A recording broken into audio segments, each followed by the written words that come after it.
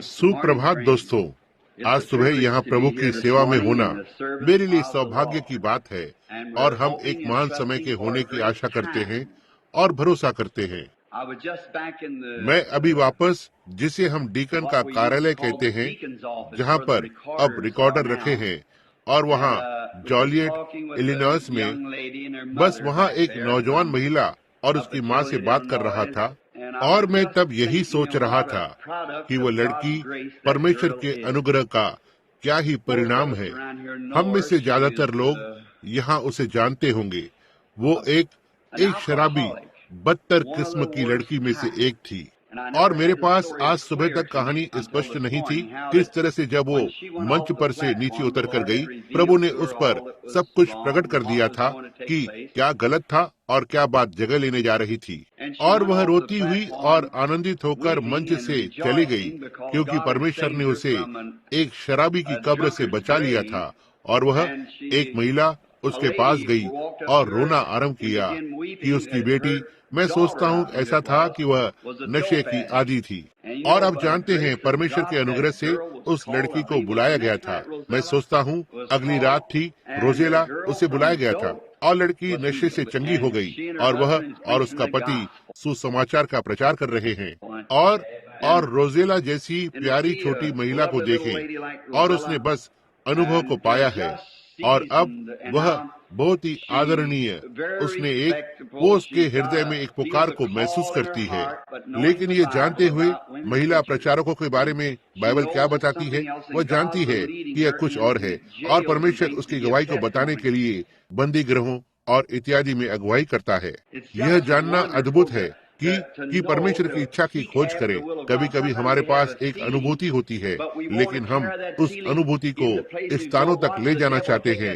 यदि आप नहीं देखते हैं तो शैतान उस अनुभूति को ले लेगा और उसे किसी चीज में बदल देगा। लेकिन जब तक हम बाइबल में बने रहते हैं, तब तक हम सही होते हैं। आप देखो, हम प्रभु की इच्छा के साथ सही आगे बढ़ रहे होते हैं। और इसलिए मैं सोचता हूँ कि रोजेला अतः कहीं न कहीं मिशन के कार्य क्षेत्र में बदल जाएगी, क्योंकि अमेरिका सुसमाचार को नहीं चाहता। आप यह जानते हैं। हम बस इसे भी मान सकते हैं कि यह एंग्लो सैक्सन के लोग समाप्त हो गए हैं। ऐसा ही है। अब कोई और सुसमाचार नहीं है जिसे अमेरिका ग्रहण करेगा। ओह, आपको कुछ ही बिखरे हुए लोग मिलते हैं अभी और उस वक्त, लेकिन बस सुसमाचार के नाई यह समाप्त हो गया है और आप उन्हें प्रचार भी नहीं कर सकते हैं, उनसे बात भी नहीं कर सकते हैं। वे कुछ भी विश्वास नहीं करेंगे, समझे। उनके पास बस जो उनके अपने स्वयं के कठोर विचार हैं और वे बने हुए हैं। और इस राष्ट्र के लिए जो अगली चीज है वो न्याय है। वह भी इसे लेने जा रहा है। यह हो सकता है निराशा के जरिए से हो, यह हो सकता है एक परमाणु बम के माध्यम से हो, यह हो सकता है एक बड़ी महामारी, एक बीमारी या कुछ और के माध्यम से हो, लेकिन वो तैयार है। ये आ रहा है। हजारों गुना हजारों गिरेंगे। हम कल भाई जाबेल और मैं वहाँ से होकर गुजरे, और भाई वुड वहाँ कंटकी में से आ रहे थे, जहाँ पर हम 3 दिनों के लिए थे, और एक आवास परियोजना के पास से होकर गुजरे। भाई जाबेल ने कहा, वहाँ नहीं, मैं भूल गया, उन लोगों में से शायद ही कोई उस परियोजना में ऐसा होगा जो यहाँ तक किसी कलीसिया में भी जाता हो। आप उनसे इसके बारे में पूछें। तो ऐसा है, हमारे पास अपना टेलीविजन है। इस तरह से हम इसमें सुख के साधन को पाते हैं। देखा, यही अमेरिकी रवैया है, समझे। हमारे पास टेलीविजन है, हमारे पास बहुत सा पैसा है, हमारे पास अच्छी कारें हैं, अच्छे घर हैं। हमें प्रभु से क्या आवश्यकता है? हमें इसकी आवश्यकता नहीं है। यही हमारा रवैया है। हमारे पास एकमात्र धर्म और उद्धार और प्रेम है जो वास्तविक ईश्वरीय लोगों के बीच में है। आप जानते हैं, बाइबल ने कहा कि ऐसा होगा। आप जो बाइबल के पढ़ने वाले हैं, मैंने आपके जोर से आमीन को सुना है, और आप वहाँ जो पीछे प्रचारक हैं, ये सही है। प्रेम अंत के दिनों में इतना दूर हो जाएगा, वहाँ केवल एक ही जगह प्रेम रह जाएगा, जो परमेश्वर के चुने हुए लोगों के बीच में होगा। पिता माँ के विरुद्ध होगा, और माँ पिता के विरुद्ध, और बच्चे माता पिता के विरुद्ध होंगे, और भिन्न लोग एक दूसरे के विरोध होंगे, और एक ही जगह प्रेम रह जाएगा। बस वे निर्वाचित लोग होंगे, केवल चुने हुए लोग। वो शब्द निर्वाचित, जो शब्द चुने गए में से आया है, परमेश्वर के चुने गए लोग। और जब कुछ देर पहले रोजेला कमरे में मुझे कहानी को सुना रही थी। मैं बस सोच रहा था कि उस रात को उसने कहा कि कुछ हुआ है, और यह किस तरह से उसने कहा उसके पूरे जीवन भर में, जब वह बस एक शराबी थी, नहीं छोड़ सकी, ना ही शराब को छुड़ाने वाली संस्था कर सकी। 4 डॉक्टरों ने उसे छोड़ दिया, कुछ भी नहीं किया जा सकता था, और किस तरह से उसी क्षण से लेकर कुछ तो बात ने जगह ली। अब वो आंखों को मटकाने वाली नहीं है, वह 33 वर्ष की एक प्यारी सुंदर नौजवान महिला है, और वह लगभग 22 वर्ष की होगी। किस तरह से उस परमेश्वर ने उसके लिए किया जो उसने किया, और किस तरह से वह अलग दिखाई देती है। और लेकिन मैंने कहा, रोजेला, दुनिया की नींव डालने से पहले परमेश्वर ने उस क्षण को ठहराया। जी हाँ श्रीमान, देखा, सही है। और जब वो छोटा सा बिली पॉल वहाँ पर पीछे था, जहाँ पर वो है, उस रात लोगों को प्रार्थना के कार्ड दे रहा था, वह थोड़ा ही जानता था कि वह किसको प्रार्थना कार्ड दे रहा था। क्या ये अद्भुत नहीं है रोजेला?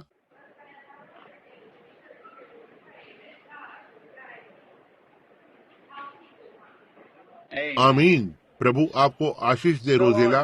मुझे यकीन है कि हम ऐसा करेंगे। वह चाहती है कि कलीसिया प्रार्थना करे कि परमेश्वर उसका मार्गदर्शन करे, अर्थात उसके ना बदलने वाले हाथ का अनुसरण करते हुए। ओह, यह बहुत अच्छा है। आज सुबह मेरे सामने एक बहुत बड़े प्रस्ताव को रखा गया था। यह लगभग कोई तो एक कई गुना बहु करोड़पति है जो यहाँ लुइसविले केंटकी में यहाँ देना चाहता है, और मेरे लिए $50 लाख का आराधनालय बनाना चाहता है। लेकिन मेरे हृदय के अंदर कुछ तो कहा, रुको, तुम एक पास्टर नहीं हो। देखा, तो फिर $50 लाख का धन जो अनुचित रूप से अपना हो जाएगा। अब सरकार के पास जाना होगा, विस्की और उस तरह की चीजों की तरह भुगतान करना होगा। लेकिन वह उसे प्रभु के लिए आराधनालय में डालना चाहता है। लेकिन मैं आशा करता हूँ कि यह परमेश्वर के किसी सेवक के पास जाता है जो और परमेश्वर की कुछ सेवा के लिए, लेकिन वह अब $50 लाख अनुचित रूप से अपना हो जाता है। इस पर सोचिए, यह क्या ही आराधनालय को बनाएगा। देखा कि यह कितना लुभावना दिखता है रोजेला, लेकिन यहाँ अंदर कुछ तो ऐसा है जो कुछ और ही कहता है। देखा, समझे, यहाँ कुछ तो अंदर। हम इस छोटे से पुराने आराधनालय में आते हैं। आप जो परदेसी लोग हैं तो ठीक है, यह यहाँ कोने पर एक आकर्षक जगह हो सकती है।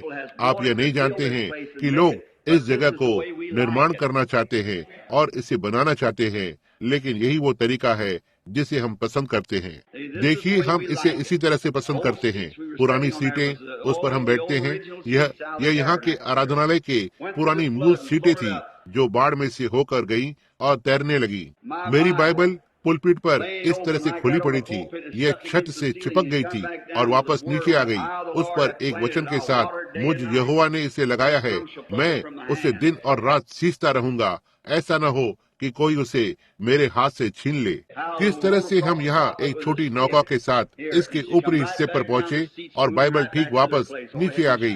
सीटें ठीक अपने स्थान पर वापस आ गई। उन्हें बस इतना ही करना था कि इसे साफ करें और आगे बढ़ें। देखा, समझे, तो यह ठीक वैसा ही है जैसा हम इसे पसंद करते हैं, जहाँ यह एक साधारण लोग हैं, साधारण जगह, और एक अद्भुत प्रभु है। आमीन। अब आज हमारे पास कुछ है।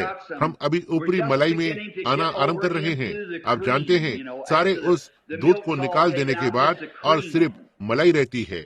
और याद रखें, मलाई को बनाने के लिए दूध की जरूरत होती है।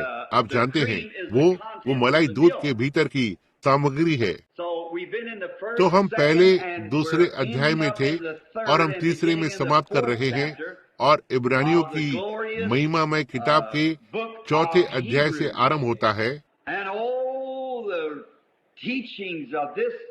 और ओह, इस किताब की शिक्षाएं, हम 3 महीने तक इसके साथ बने रह सकते हैं इस एक पद पर, और बस यह दिखा सकते हैं कि संपूर्ण बाइबल के हर एक पद में जुड़ी हुई है। क्या आपने कभी ऐसा सोचा? ऐसा एक भी पद नहीं है जिस पर आप अपनी उंगली को रख सके, पर क्या अनुग्रह और पवित्र आत्मा की सहायता से कि हम उत्पत्ति से लेकर प्रकाशित वाक्य तक ठीक उसके अंदर जोड़ सकते हैं।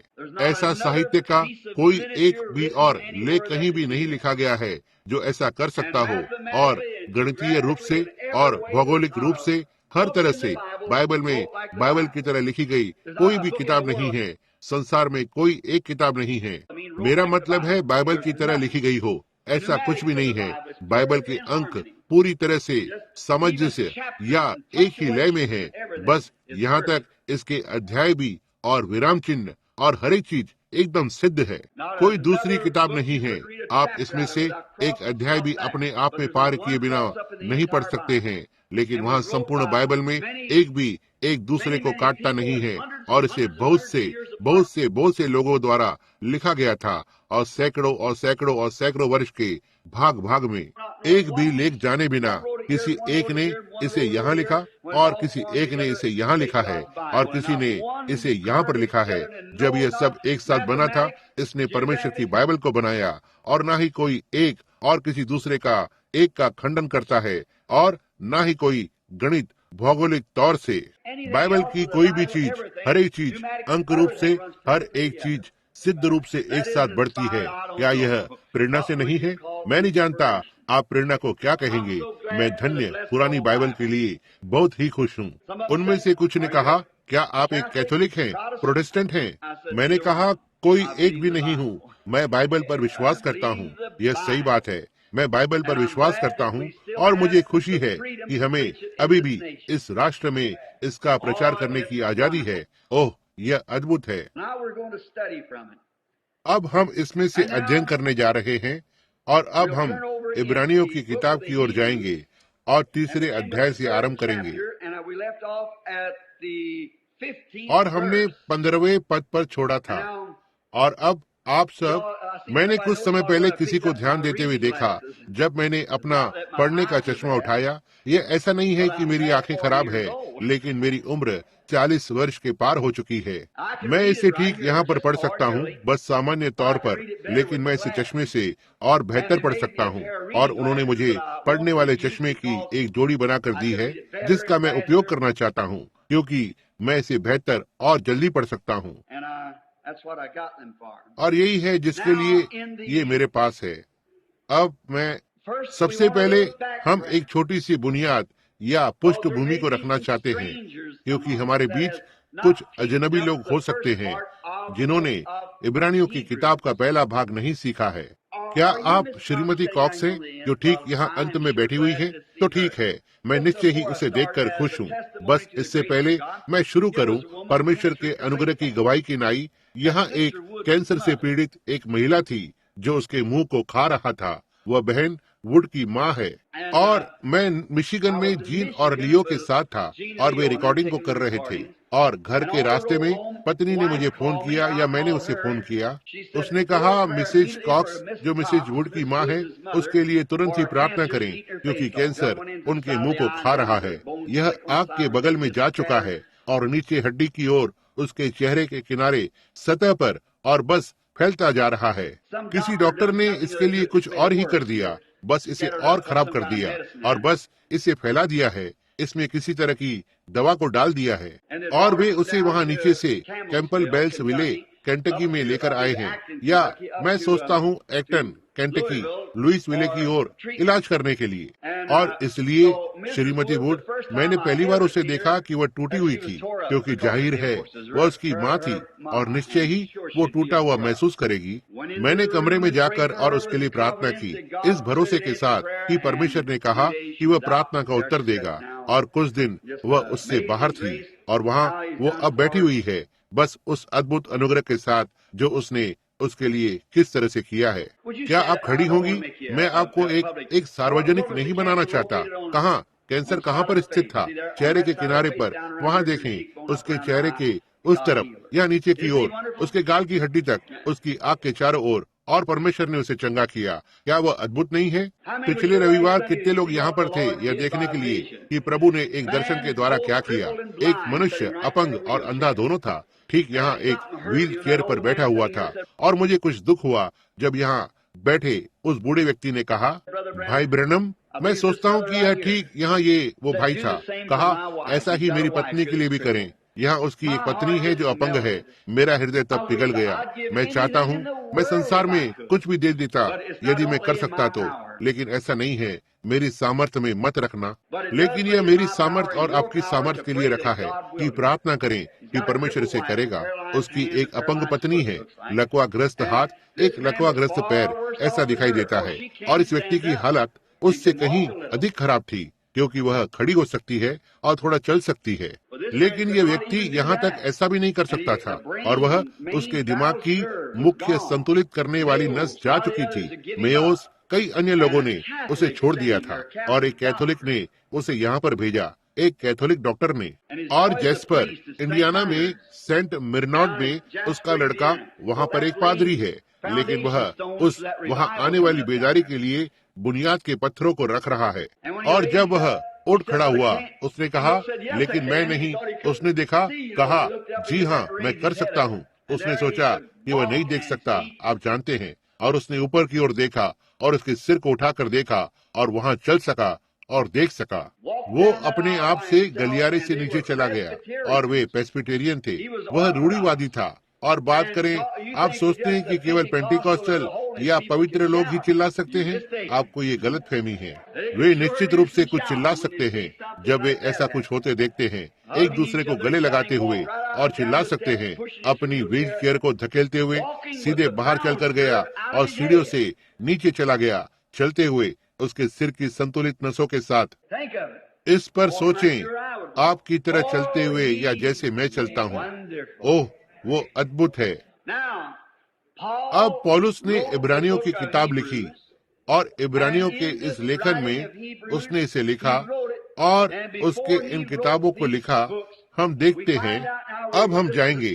यह एक संडे स्कूल की शिक्षा है और मैं ध्यान देने की कोशिश करूंगा और ज्यादा समय नहीं लूं, और फिर हमारे पास सभाएं होंगी, उन्हें आज रात को आगे जारी रखने के लिए प्रभु ने चाहा तो। अब इब्रानियों की किताब और पौलुस की बाकी की पत्रियों में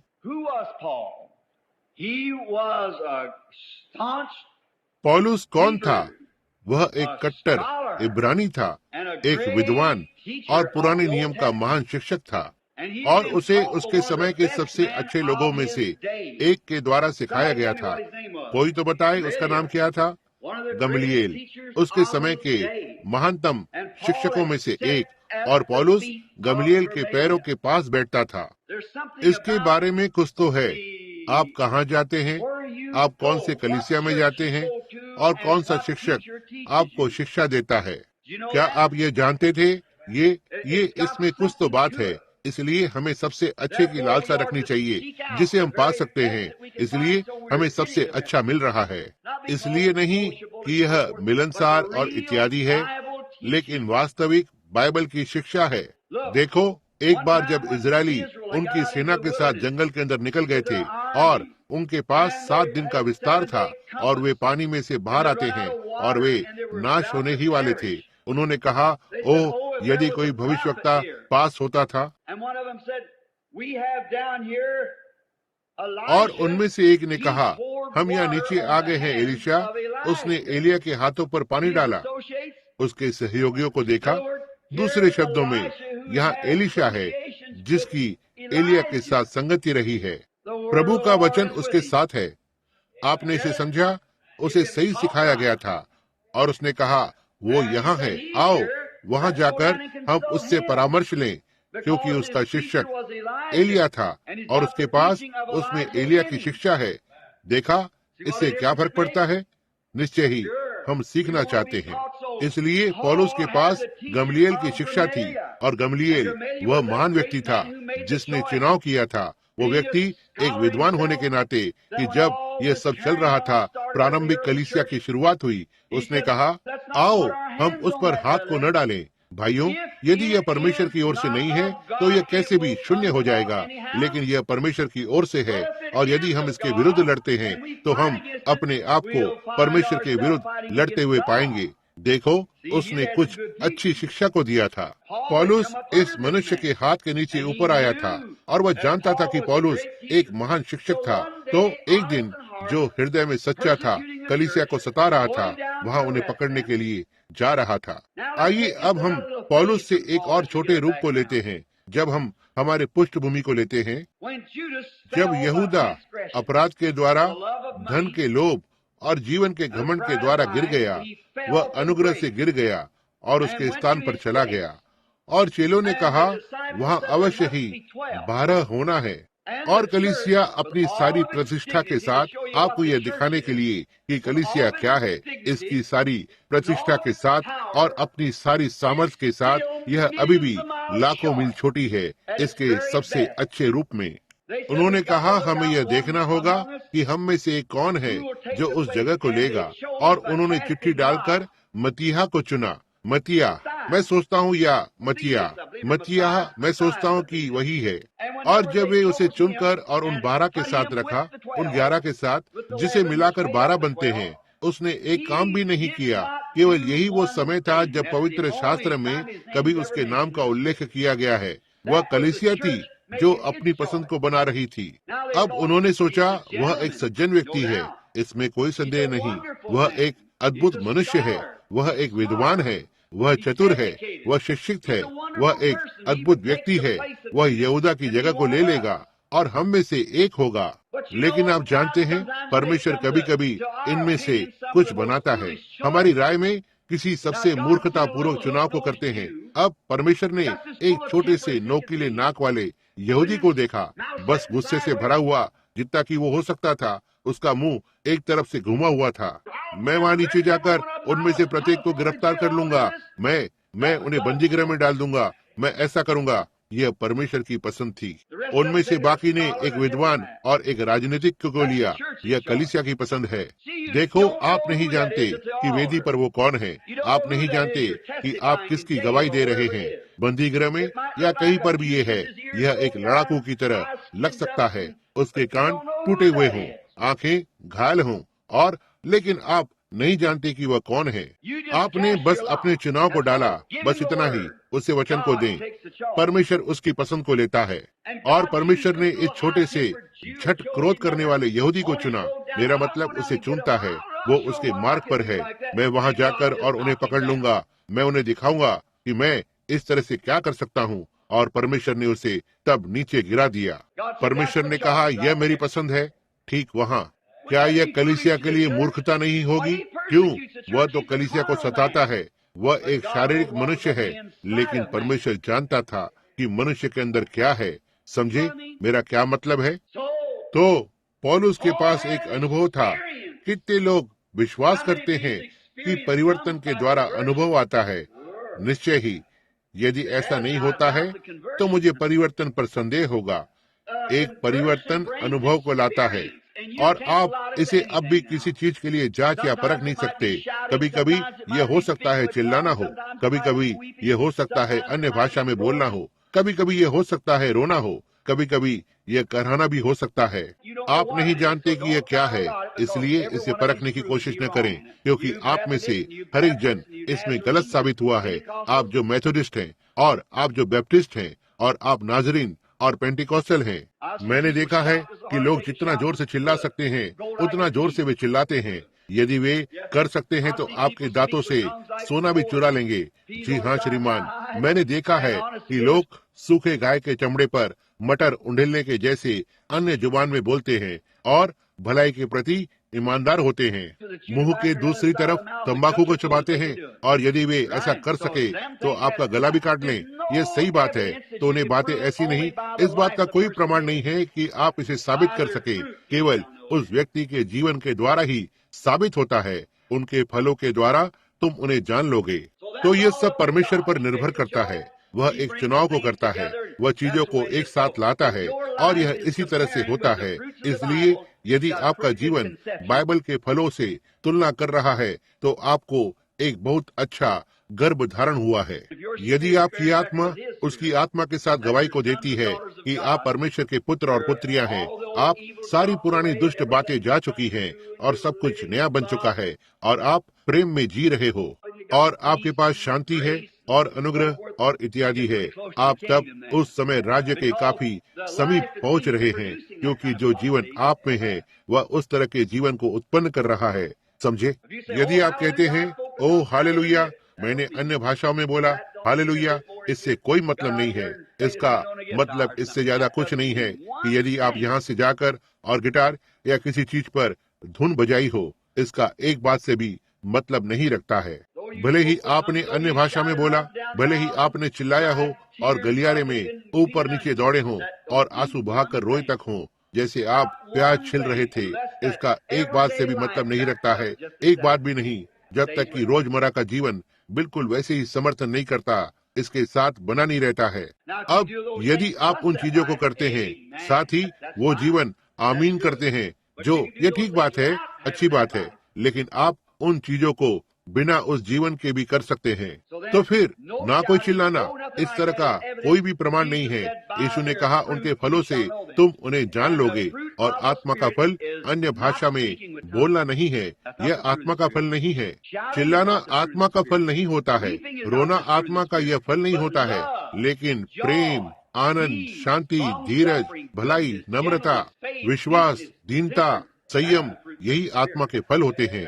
देखा, यही है जो आत्मा के फल होते हैं। तो ठीक है, अब हमारे पास इन चीजों का कारण है, वे संगठन को बनाना पसंद करते हैं। आप देखो, तो ठीक है, हमारे पास होगा।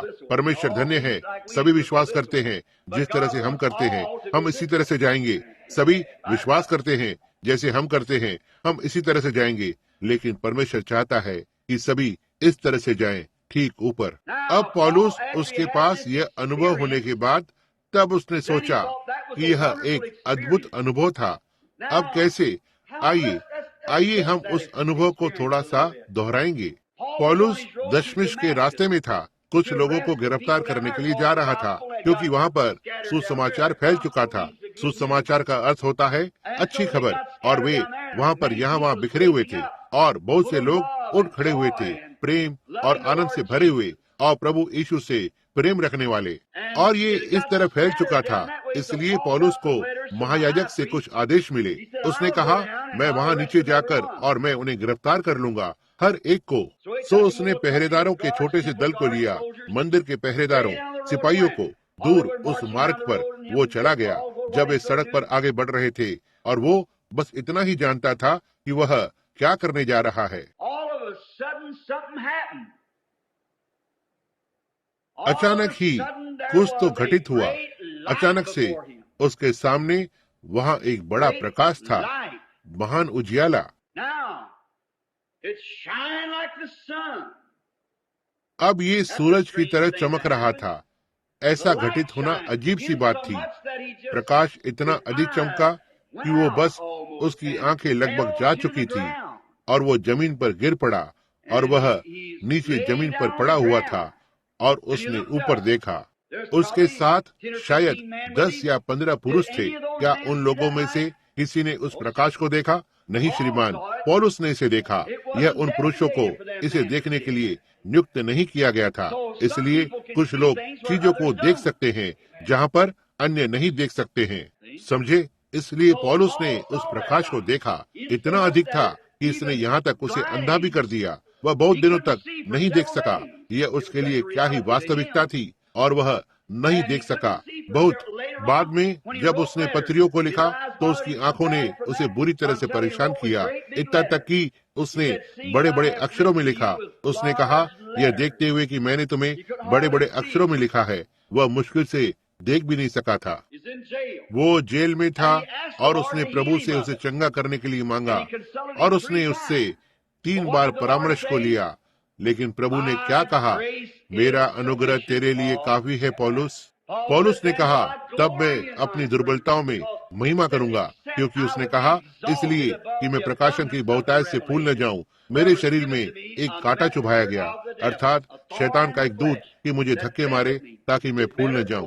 वह कुछ समय के लिए उसे अच्छा लगता है, और फिर वे झटके लगने लगते हैं।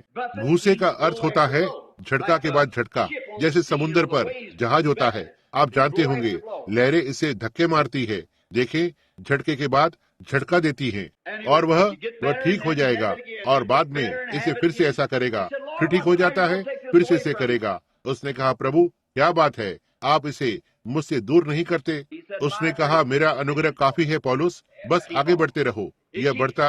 उसने बोला, अब यदि मैं बस सही था और सब कुछ सही था, कहा, फिर जब मैं साथ गया, ओह, मैं फूल जाता हूँ और कहता हूँ, आप देखो, मेरे साथ कुछ भी गलत नहीं है, प्रभु मेरा ध्यान रखता है भाई, हालेलुया। तब आप खुद की धार्मिकता को ले रहे हैं। परमेश्वर को आपको थोड़ा कुछ तो देना होता है, कभी तो एक बार आपको थोड़ा नम्र बनाने के लिए। आप जानते हैं, यह सही बात है, एक तरह से आपको एहसास दिलाता है कि वो बॉस या मालिक है।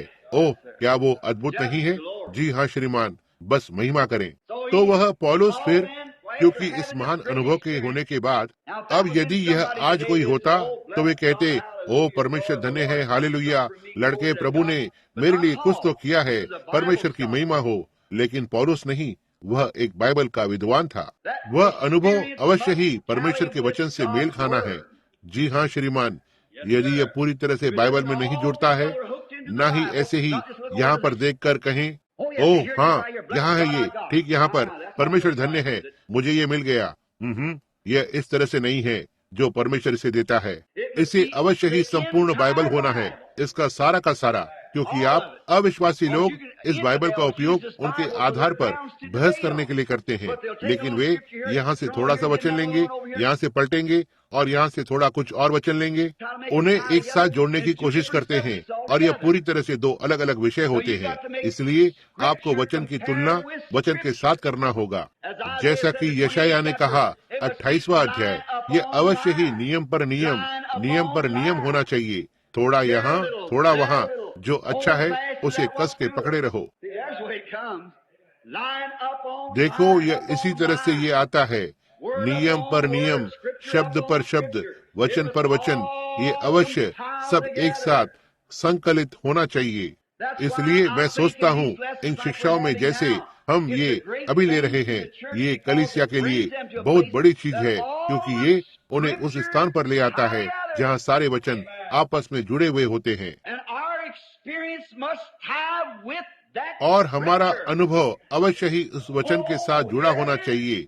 ओ, यहाँ है ये, यदि ऐसा नहीं होता है तब यह गलत है। और किस तरह मैं वर्षों तक चला, यह नहीं जानते हुए कि वह प्रकाश क्या था जिसने पौलुस को नीचे गिरा दिया। जब बाहरी दुनिया, वचन, वे लोग और उन प्रचारकों ने मुझे यह बताने की कोशिश की, यह शैतान की ओर से है, क्योंकि तुम एक भविष्य बताने वाले बनोगे, तुम एक आत्मिकवाद बनोगे, तुम उसके साथ खिलवाड़ मत करो बिली, इसके साथ कुछ तो गलत है, तुम ऐसा मत करो लड़के, ये गलत है, यही वो शैतान है। ठीक है लड़के, तुम एक नियमित जरिया बनोगे, यदि तुम ऐसा करते हो तो तुम एक आत्मिकवाद बनोगे। ओह, यह सब शैतान की ओर से है, यह सही नहीं है। लेकिन जब मैं इसका प्रचार नहीं करना चाहता था, लेकिन जब वो दशमिश के रास्ते पर था, पौलुस ने इसे प्रचार नहीं करना चाहा, जब तक कि उसने जान नहीं लिया कि यह सही था या नहीं। इसलिए वो 3 वर्ष के लिए अरब में चला जाता है और वचन का अध्ययन करता है। जब वो बाहर आया, उसने कहा, अब इसे मुझ में से परिवर्तन कर। वो जानता था कि उसे फरीसियों का सामना करना था, उसे सदुकियों का सामना करना था, उसे संसार और अन्य जातियों के संसार का सामना करना था। और सो पौलुस, यह बाइबल लिखी गई है, इब्रानियों की यह किताब इसी उद्देश्य से लिखी गई है। वह उन इब्रानियों को हिला रहा है और उस पुराने नियम को लेता है और इसे यहाँ नए नियम में दिखा रहा है। यह परमेश्वर है। उसने कहा, यहाँ है ये सारे भविष्यवक्ताओं और हर एक चीज पर, और पीछे आरंभ से शुरू होता है। पहला अध्याय जो हमने लिया था, पूर्व युग में परमेश्वर ने बाप दादाओं से थोड़ा थोड़ा करके और भांति भांति से भविष्यवक्ताओं के द्वारा बातें करके, इसी तरह से परमेश्वर ने अपने संदेश को लाया, जिसे उर्रीम तुम्मीम द्वारा परखा गया। परंतु इन दिनों के अंत में हमसे पुत्र यीशु मसीह के द्वारा बातें की, उसकी बाइबल के द्वारा जांचा गया। वहाँ आप हैं। तो ये अनुभव जो संसार कहता है, ओ ये मानसिक है। क्यों? कोई नहीं। जब वह दूत प्रकट हुआ, वो प्रकाश यहाँ नदी पर था। जब मैंने यहाँ कोने पर अपने पहले बेदारी का प्रचार किया, हमने उन सभी लोगों को बपतिस्मा दिया।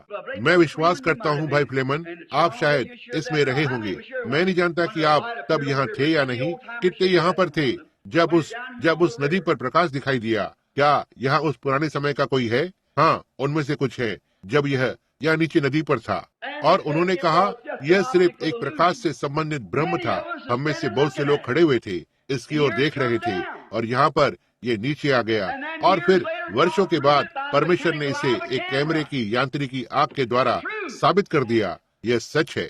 अच्छा, क्या क्या यह कुछ काल्पनिक है या कुछ ऐसा है कि नहीं श्रीमान, हम इसे ठीक यहाँ बाइबल में से ले रहे हैं और आपको दिखा रहे हैं। यह वही प्रभु यीशु है, वह उन्हीं कामों को करता है, उसकी क्रिया वही है, उसकी सामर्थ वही है। देखिए, पिछले रविवार यहाँ उधर मेरे बिस्तर पर लेटा हुआ था। अपने जीवन में उस मनुष्य को कभी नहीं देखा। बाहर आकर और कहा, वहाँ आराधनालय में एक मनुष्य है और वह अधेर, काले सिर वाला, अधेर होता हुआ, वह अंधा है और वह चल नहीं सकता है, वह व्हील चेयर पर है। एक काले सिर वाले व्यक्ति ने उसे ऊपर भेजा है। एक डॉक्टर, वो डॉक्टर एकरमैन, एक काले सिर वाला व्यक्ति, कैथोलिक व्यक्ति, एक मनुष्य को यहाँ भेजा। ठीक वहाँ बैठा हुआ था और युवा यो कहता है, वो उठ खड़ा हुआ, अपनी दृष्टि और हर एक चीज को पाकर और बाहर चलकर गया। यह किसने किया? यहाँ पर वही वो दूत है, ये वही वो एक है जिसने दशमिक को जाने वाले रास्ते में पौलुस को नीचे गिराया था। वह आज उसके कलीसिया और उसके लोगों में रहता है। यह वचन है जो वचन के साथ तुलना करता है। इसी तरह से ऐसा ही होना चाहिए। ओह, हमारे पास गुनगुने हैं, हम थोड़ी देर के बाद इसमें जाएंगे। ओह, हमारे सामने एक गहरी बात है, यदि हम अभी उसमें उतर सकते हैं आज रात को। अब गहरे पानी में उतरना शुरू हो गया है।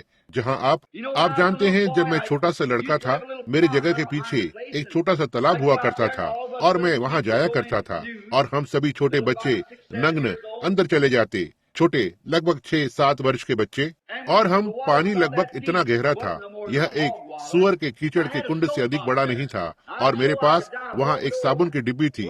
मैं दिखाता कि मैं गोता लगा सकता हूँ, मेरी नाक को पकड़ता और दिखावा करता उस तरह जाते हुए, और मेरा छोटा सा पेट नीचे कीचड़ से टकराता, आप जानते होंगे, और ये यहाँ वहाँ उड़ने लगता। मैंने अपने पिता को बताया कि मैं तैर सकता हूँ। एक दिन वो मुझे पीछे वहाँ लेकर गए। उन्होंने कहा, मैं तुम्हें तैरते हुए देखना चाहता हूँ। मैं वहाँ से कूद गया। आप जानते हैं, मैंने अपने कपड़े उतार दिए और टिड्डियों का एक छोटा सा झुंड और नीचे भागा, पानी पर छलांग लगाई। मैं चींटे उड़ाने लगा, कीचड़ हर तरफ उड़ रहा था और पिताजी एक पुलिया पर बैठे हुए थे। उन्होंने वहाँ बैठकर और कुछ मिनटों तक मुझे देखते रहे। कहा, उस पानी के खड्डे में से बाहर निकलो और खुद को नहलाओ और घर चलो, समझे? तो ठीक है, बस यही वो तरीके हैं, हम में से कुछ जो खुद को मसीही कहते हैं, हम जो कीचड़ में रेंगते हैं। ये सही बात है। जब तक आप जुड़े हुए होते हैं, मैं एक मेथोडिस्ट हूँ, मैं पेंटिकॉस्टल हूँ, मैं एक प्रेस्बिटेरियन हूँ, मेरे पास एक प्रमाण है, मैंने इसे पा लिया, तुम कीचड़ में रेंग रहे हो। एक दिन मैं अपने चाचा के साथ था, मैं उसे बताता रहता। वो लगभग 15-16 वर्ष का था। हम नदी पर थे। मैंने कहा, अंकल लॉर्क, मैं तैर सकता हूँ, और मैं नाव के पीछे के भाग पर बैठा हुआ था, आप जानते होंगे, अच्छा और सुरक्षित महसूस कर रहा था। उन्होंने तब चप्पू को लिया और मुझे लगभग 10 फुट पानी में धकेल दिया। तब यह अलग ही था, सारे चींटे उड़ने लगे, चीखना पुकारना आपने अपने जीवन में कभी नहीं सुना। किसी दिन आपको धक्का दिया जाता है, अच्छा होगा कि आप जान जाएं कि आप कहाँ खड़े हैं। जी हाँ श्रीमान, यदि आप उसे जानते हैं तो आपके लिए वास्तव में बेहतर होगा कि उसे जान जाएं। यह सही बात है। लेकिन अब हम गहरे पानी में जा रहे हैं, गहरे पानी में, जहाँ यदि आप एक अच्छे परिपुष्ट मसीही नहीं हैं, तो ये आपको डुबा देगा। वचन पर ध्यान दें। पौलुस, उसने पहले इसे पाया, वह पीछे पुराने नियम में चला गया और उसने इसे पाया। उसने अपने उस अनुभव को पूरी तरह से देखा। अब वह क्या था जिसने मुझे नीचे गिरा दिया? यह एक प्रकाश था, बड़ा प्रकाश वहाँ ठहरा हुआ था, सूरज के जैसे चमक रहा था, उसके मुंह के सामने ठहरा हुआ था। उसने कहा, शाऊल शाऊल, तू मुझे क्यों सताता है? उसने कहा, प्रभु तू कौन है जिसे मैं सताता हूँ? उसने कहा, मैं यीशु हूँ। मैंने सोचा कि वो एक मनुष्य था जिसका जख्मी हुआ हाथ था, जिसका कि वे दावा करते हैं कि अब सभाओं में प्रकट हो रहा है, जिसके हाथों और सिर में कीलों के निशान हैं। नहीं, ना ही उस शरीर में नहीं, समझे? अब वो एक प्रकाश है। शाऊल, जब वो यहाँ धरती पर था, उसने कहा, मैं परमेश्वर से आया हूँ, मैं वापस परमेश्वर के पास जाता हूँ। वह वो दूत था जिसने इजराइल की संतान की इस प्रकाश में जंगल में से होते हुए अगुवाई की। वो वापस उसी प्रकाश में लौट गया और पौलुस ने इसे पुराने नियम में से देखा। उसने कहा, मैं यीशु हूँ, वाचा का दूत, और वो हमें छुड़ाने के लिए देहधारी बना, दूतों का रूप धारण नहीं किया। हम पिछले अध्यायों में पाते हैं, हम अध्ययन कर रहे हैं, उसने कभी भी दूतों के स्वभाव को नहीं लिया, लेकिन वह अब्राहम का बीज था, जिससे कि उसे जाना जाए कि मनुष्य परमेश्वर को देख सके। आमीन। अब वो कहता है, मैं उस पर वापस आऊंगा। और जब पौलुस ने यह देखा, उसने कहा, निश्चय ही यह वो था, यह वही था। पतरस के पास एक रात को एक अनुभव हुआ। जब वह प्रार्थना कर रहा था, वही प्रकाश इमारत के अंदर आया, उसके सामने के दरवाजे खुल गए, वो रास्तों में निकलकर चला गया, और पतरस ने सोचा कि वह स्वप्न देख रहा है। वो इतना अभिषेकित हुआ था, उसने नहीं जाना कि क्या बात ने जगह ली।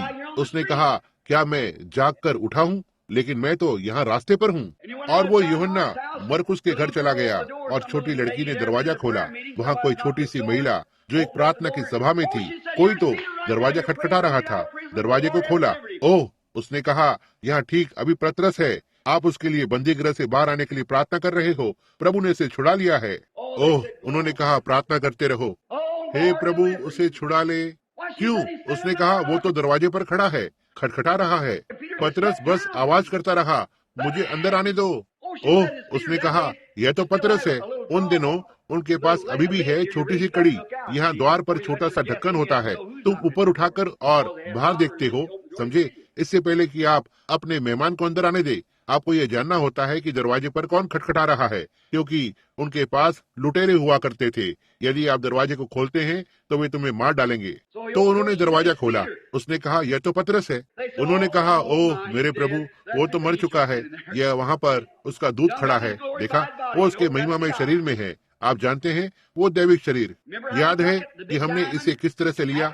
वो बड़ा हीरा एक ऐसे प्रकाश को प्रतिबिंब करता है, जैसे यह वहाँ वापस चला गया। वो यह धरती पर का डेरा सरी का घर गिराया जाएगा। हमारे पास पहले से ही एक है जो रुका हुआ है।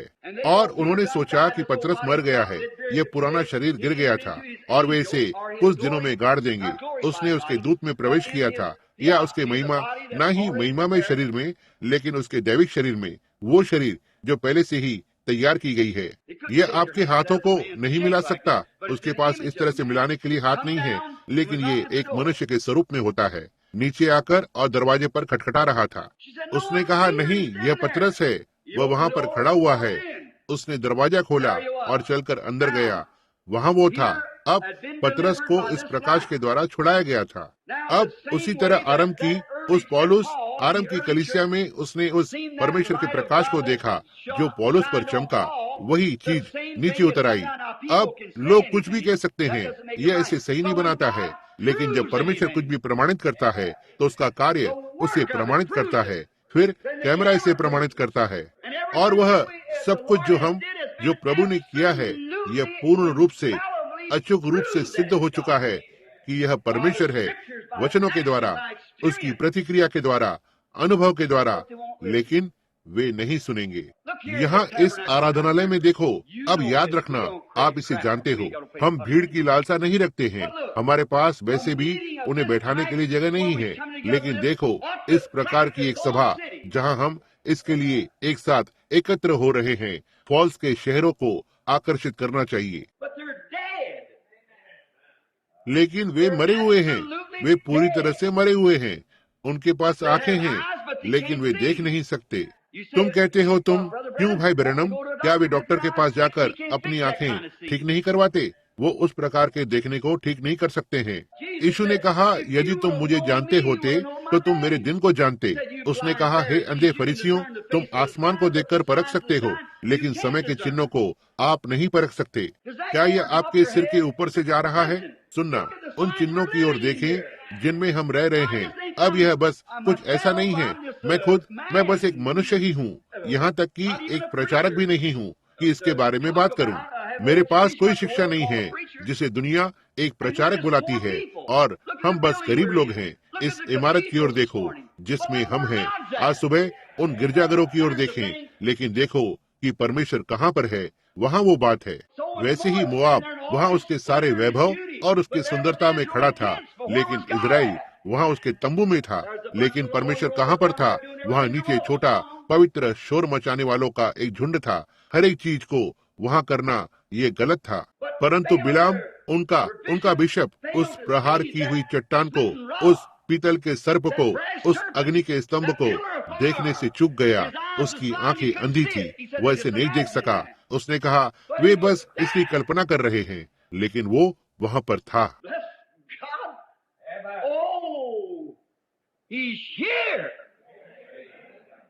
परमेश्वर धन्य हो, ओह वो यहाँ है, परमेश्वर यहाँ पर है और वह उसी काम को कर रहा है जो उसने किया है। और वह चाहता, हम वचन की तुलना वचन से करते हैं। परमेश्वर ने धरती पर कभी भी अपने आप को कुछ बड़ा चित्रित करके नहीं बताया है, लेकिन वो हमेशा ही साधारण और नम्र लोगों के बीच रहता है। और वो आज सुबह यहाँ है, उसी काम को कर रहा है। वचन इसे प्रमाणित करता है, कैमरा इसे प्रमाणित करता है।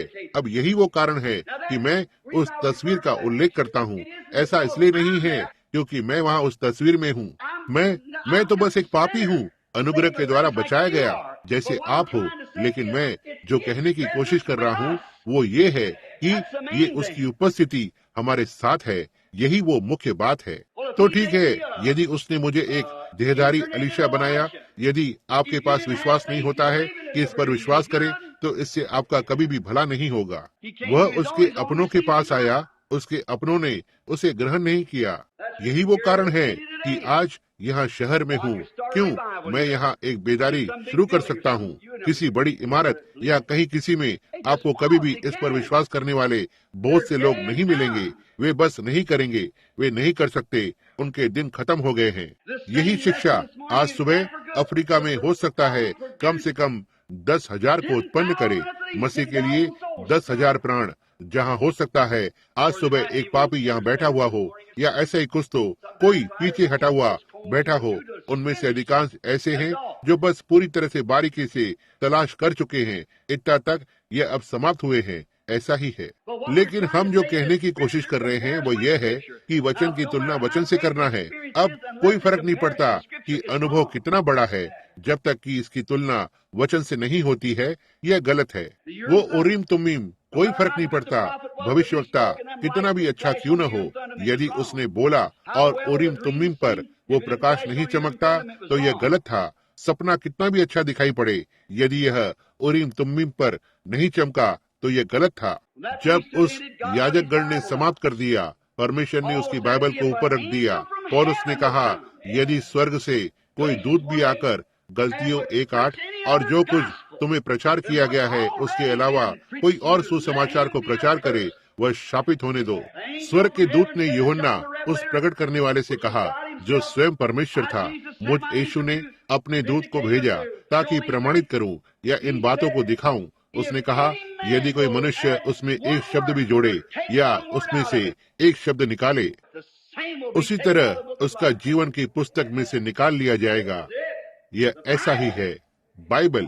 इसलिए ये अनुभव और ये चीजें जो हमारे पास यहाँ होनी है, यदि ये परमेश्वर के वचन द्वारा प्रमाणित नहीं होती तो ये गलत होगी। मैं परवाह नहीं करता क्या बात जगह लेगी, यह गलत होगा। तो यह वचन अनुसार है, पूरी तरह से सत्य। ओह, मैं बहुत खुश हूँ कि मैं मसीह की महान ध्येय का एक सदस्य हूँ। अब आइए हम आगे बढ़ें। हम विषय पर आ रहे हैं। अब हमने यहाँ पर समाप्त किया जहाँ उसने कहा, देखते हुए कि हम पर दया कर रहे हैं, ना ही मुझे क्षमा करना। यही है, मैं 12वें अध्याय से हवाला दे रहा था। मैं इसे पढ़ रहा हूँ, लेकिन मैंने इसका अध्ययन नहीं किया है। मैं भाई नॉर्मन वहाँ मेरे घर पर रुके हुए हैं और वो जानते हैं कि मुझे बस कल का दिन ही मिला था, और वहाँ पर भाई लोग ये जानते हैं मैं अभी अभी अंदर आया। केवल जो समय मुझे मिला कि वचन को पढ़ूं, जब मैं ठीक वहाँ कुछ मिनट पहले बैठा हुआ था। ये सही बात है। इसका अध्ययन न करें। मैं बस पवित्र आत्मा के लिए रुका हुआ हूँ कि वह इसे उसी तरह से दे जैसा वो चाहता है। वह जानता है कि व्यक्ति कहाँ पर है जिसके पास यह होना है। तो यदि मैं मेरे मन से कुछ तो बनाता हूँ जो मैं कहने जा रहा हूँ तो ये गलत है। लेकिन यदि मैं उसे ऐसा करने देता हूँ तो वो इसे सीधे उस स्थान पर ले जाएगा जहाँ से ये संबंध रखता है।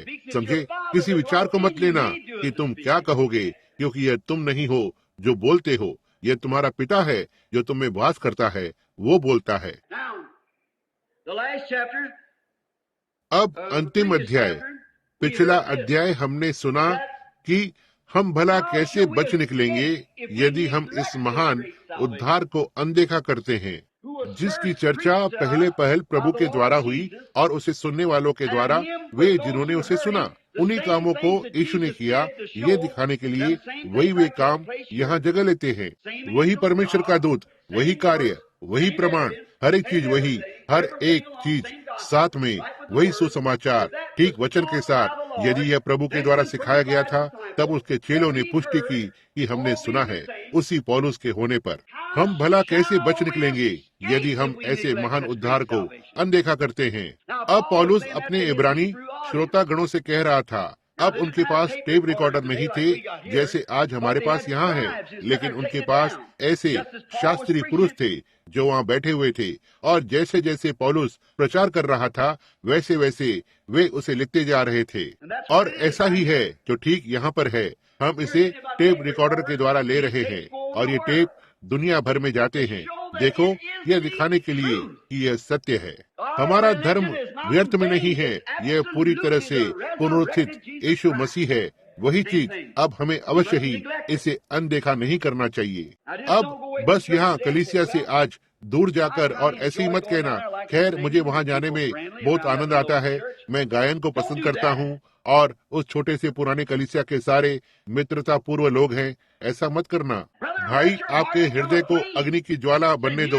कहें, यहाँ मुझे इसके विषय में कुछ तो करना है, मुझे बाहर जाकर और देखना है कि क्या मैं किसी को बचा सकता हूँ। और बाहर जाकर ऐसा मत कहना, परमेश्वर धन्य है, यदि तुम पश्चाताप नहीं करते हो तो तुम नाश हो जाओगे। नहीं, इसे विनम्रता से करें। सर्प की नाई चतुर बनो, कबूतर की नाई भोले बनो। देखो, करने का यही तरीका है। उस व्यक्ति के पास जाएं, यदि वो मुर्गियों का पालन कर रहा है तो उससे कुछ देर के लिए मुर्गियों के बारे में बात करें, समझे। और उसके बाद पहली चीज जो आप जानते हैं, आप प्रभु के बारे में बात कर रहे होंगे। यदि वो किसान है तो उसके खेत के विषय में बात करें।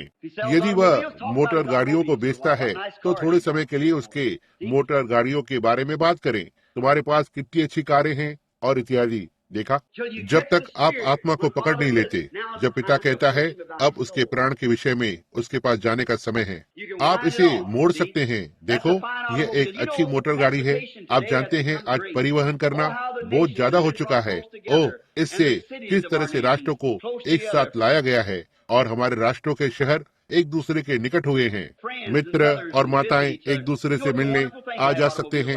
आप जानते हैं, आप जिस तरह से मोटर गाड़ियों को बेच रहे हैं, यह एक अच्छी बात है। जी हाँ श्रीमान, यह निश्चय ही है। आप जानते होंगे, उसके सिगार को फूंकते हुए या जो कुछ भी है। जी हाँ, वे अच्छी कारें हैं। क्या आपने कभी सोचा है कि पुराने जमाने के लोग यदि ऐसा कुछ देखते तो क्या सोचते? बस ऐसे ही बात करते रहें। आप समझते हैं, कुछ देर बाद कहें, हाँ जी हाँ, निश्चय ही है।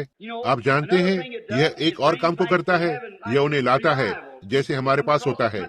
जैसे बेदारियों में लोग देश भर से जल्दी से बेदारी के लिए आ सकते हैं। देखो, आप हर समय मार्ग को खोल रहे हैं। आप जानते हैं, यदि आपको महसूस होता है कि मार्ग में कुछ रुकावट है तो वहीं रुक जाएं, यहाँ से आगे बढ़ें। जैसे एक डॉक्टर ने फिनिक्स में कहा, प्रभु मेरे मुंह को अच्छे शब्दों से भर दीजिए, और उसके बाद जब मैंने बहुत बोल दिया है तो मुझे कुहनी से इशारा कीजिए। आप समझे? जी हाँ, जब मैंने बहुत बोल दिया है तो मुझे कुहनी से इशारा कीजिए। अब ध्यान दें, हम 15वें अध्याय से शुरू करने जा रहे हैं। मेरा मतलब तीसरे अध्याय के 15वें पद से। अब नजदीक से, जैसा कहा जाता है कि यदि आज तुम उसका शब्द सुनो तो अपने मनों को कठोर न करो, जैसा कि क्रोध दिलाने के समय किया था। अब पौलुस को यहाँ बोलते हुए देखें। अब ये कहा गया है आज बहुत समय के बाद। हम कुछ समय के बाद इसमें जाएंगे कि आज बहुत समय के बाद अगले अध्याय में आता है, इतने लंबे समय के बाद। जैसे कहा जाता है कि यदि आज तुम उसका शब्द सुनो तो अपने मनों को कठोर न करो, जैसा कि क्रोध दिलाने के समय किया था, जब उन्होंने परमेश्वर को क्रोध दिलाया। अब आइए अगला पद पढ़ते हैं। क्योंकि कुछ लोगों ने, जब उन्होंने सुना, क्रोध दिलाया। अब वह किस बारे में बात कर रहा है? सुसमाचार। क्या उन सबने नहीं जो मूसा के द्वारा मिस्र से निकले थे? और वह 40 वर्ष तक किन लोगों से रूठा रहा? क्या उन्हीं से नहीं जिन्होंने पाप किया और उनकी लोथें जंगल में पड़ी रहीं। आइए यहाँ 1 मिनट के लिए रुके। क्रोध दिलाना, जब उन्होंने क्रोध दिलाया, अब परमेश्वर ने क्या किया? अब पौलुस बोलने की कोशिश कर रहा है। यह क्या है जो उन्हें मिस्र से बाहर ले आया? क्या यह मूसा था? नहीं, मूसा तो देह का साधन या जरिया था। अब हमें यहाँ एक बुनियाद मिली है। हम अब सीधे इसे लेना चाहते हैं।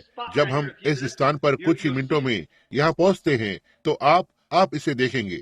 अब परमेश्वर के पास अस्थिर विश्राम के साथ उसके लोग थे। वे वहाँ मिस्र में थे। वे उनके सही स्थिति से बाहर थे। वे उनके अपने देश से बाहर थे। वे परदेसी और यात्री थे, और परमेश्वर उन्हें उस मिस्र में से, उस ठिकाने से लेकर आने वाला था, उनके अपने देश तक, जो आज का एक नमूना है। हम स्थिर नहीं हैं। यहाँ ये ज्यादा समय नहीं लेता है। छोटे गोल मटोल लड़के कंचे खेलते हैं। छोटी लड़कियाँ गुड़िया के साथ खेलती हैं। पहली चीज जो आप जानते हैं, आपके बाल सफेद हो जाते हैं और झुर्रियाँ पड़ जाती हैं। यहाँ कुछ तो गलत है। यह घर नहीं है। हम गलत जगह पर हैं। इसलिए हम कहते हैं कि हम यात्री और परदेसी हैं। कुछ तो घटित हुआ है। एक छोटी सी महिला ने आज सुबह कमरे में कहा कि कैसे लोग उस पर कभी कभी हंसते हैं। मैंने कहा, लेकिन बहन प्रिय, तुम उन लोगों में से नहीं हो। हम एक अलग ही लोग हैं। मेरी छोटी लड़की ने कहा, पिताजी, कुछ फलाना लड़कियों ने फलाना बातों को किया जो उन्होंने किया है। मैंने कहा, लेकिन देखो प्रिय, उनके पास एल्विस प्रेस्ली के ये रिकॉर्ड थे। मैंने कहा, मैं उन्हें अपने घर में नहीं चाहता हूँ। उसने कहा, लेकिन पिताजी, वे भली छोटी लड़कियाँ हैं। मैंने कहा, वे हो सकती हैं। मुझे इसके विरोध में कुछ नहीं कहना है, लेकिन वहाँ एक बात है, हम अलग हैं। हम अलग हैं। ऐसा नहीं है कि हम अलग होना चाहते हैं, लेकिन हमारे अंदर जो आत्मा है वो उसमें से बाहर आई है। तुम दूसरी दुनिया की हो। जब मैं अफ्रीका जाता हूँ तो मैं उनके जीने के तरीके के साथ व्यवस्थित नहीं हो सकता हूँ। वे कोई कपड़े नहीं पहनते हैं। वे नग्न होते हैं और वे कुछ तो सड़ी हुई चीज को उठाते हैं। उसमें कीड़े पड़ जाते हैं। वे इसे खाते हैं। कैसे भी हो, उन्हें कोई फर्क नहीं पड़ता। समझे? और यह अलग है। आप जानते हैं, एक समय हम सब ऐसे ही थे, लेकिन सामाजिक विकास ने हमें आगे लाया और हमें अलग बनाया। और मत परिवर्तन ने इसे दोगुना करके लाखों में कर दिया है। हम संसार की सड़ी गली चीजों को अब और नहीं चाहते। मसीह ने हमें मसीही बनाया है, जैसे सामाजिक विकास ने हमें स्वच्छ बनाया है। और ध्यान दें, केवल इतना ही नहीं, लेकिन हम दावा करते हैं कि हम यात्री और परदेसी हैं। हम संसार के नहीं हैं। फिर आप संसार से कोई लेना देना नहीं रखना चाहते हैं, और वे चीजें जा चुकी हैं। अब इजराइल वहाँ मिस्र में था। वे मिस्रवासी नहीं थे। मिस्रवासी, एक मिस्री के लिए भेड़ पर हाथ रखना यह एक अपमान की बात थी, और इजराइल चरवाहे थे। और यह अवश्य ही मूसा को कैसा लगा होगा। एक मिस्री होने के सारे अपमान पर भी पशुपालक था। क्या आपने ध्यान दिया कि फिरौन ने यूसुफ और इत्यादि से क्या कहा था? यह एक घृणित बात है। कहा, तुम्हारे लोग चरवाहे हैं, और यहाँ तक एक मिस्री भेड़ बकरियों पर हाथ भी नहीं रख सकता है। वह एक अलग लोग थे। और आज ऐसा ही एक मसीही के साथ होता है।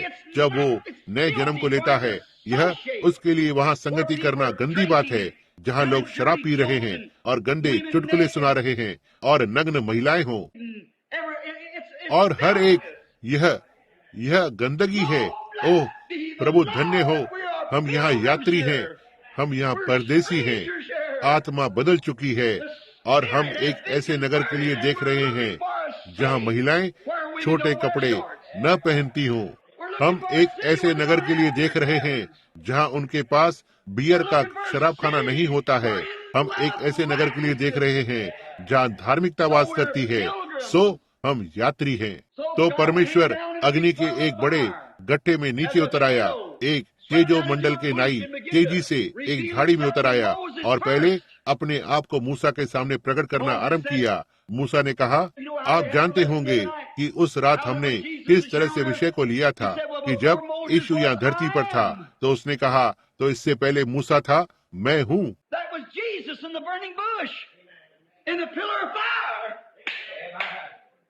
यह जलती हुई झाड़ी में, अग्नि के खंभे में यीशु था।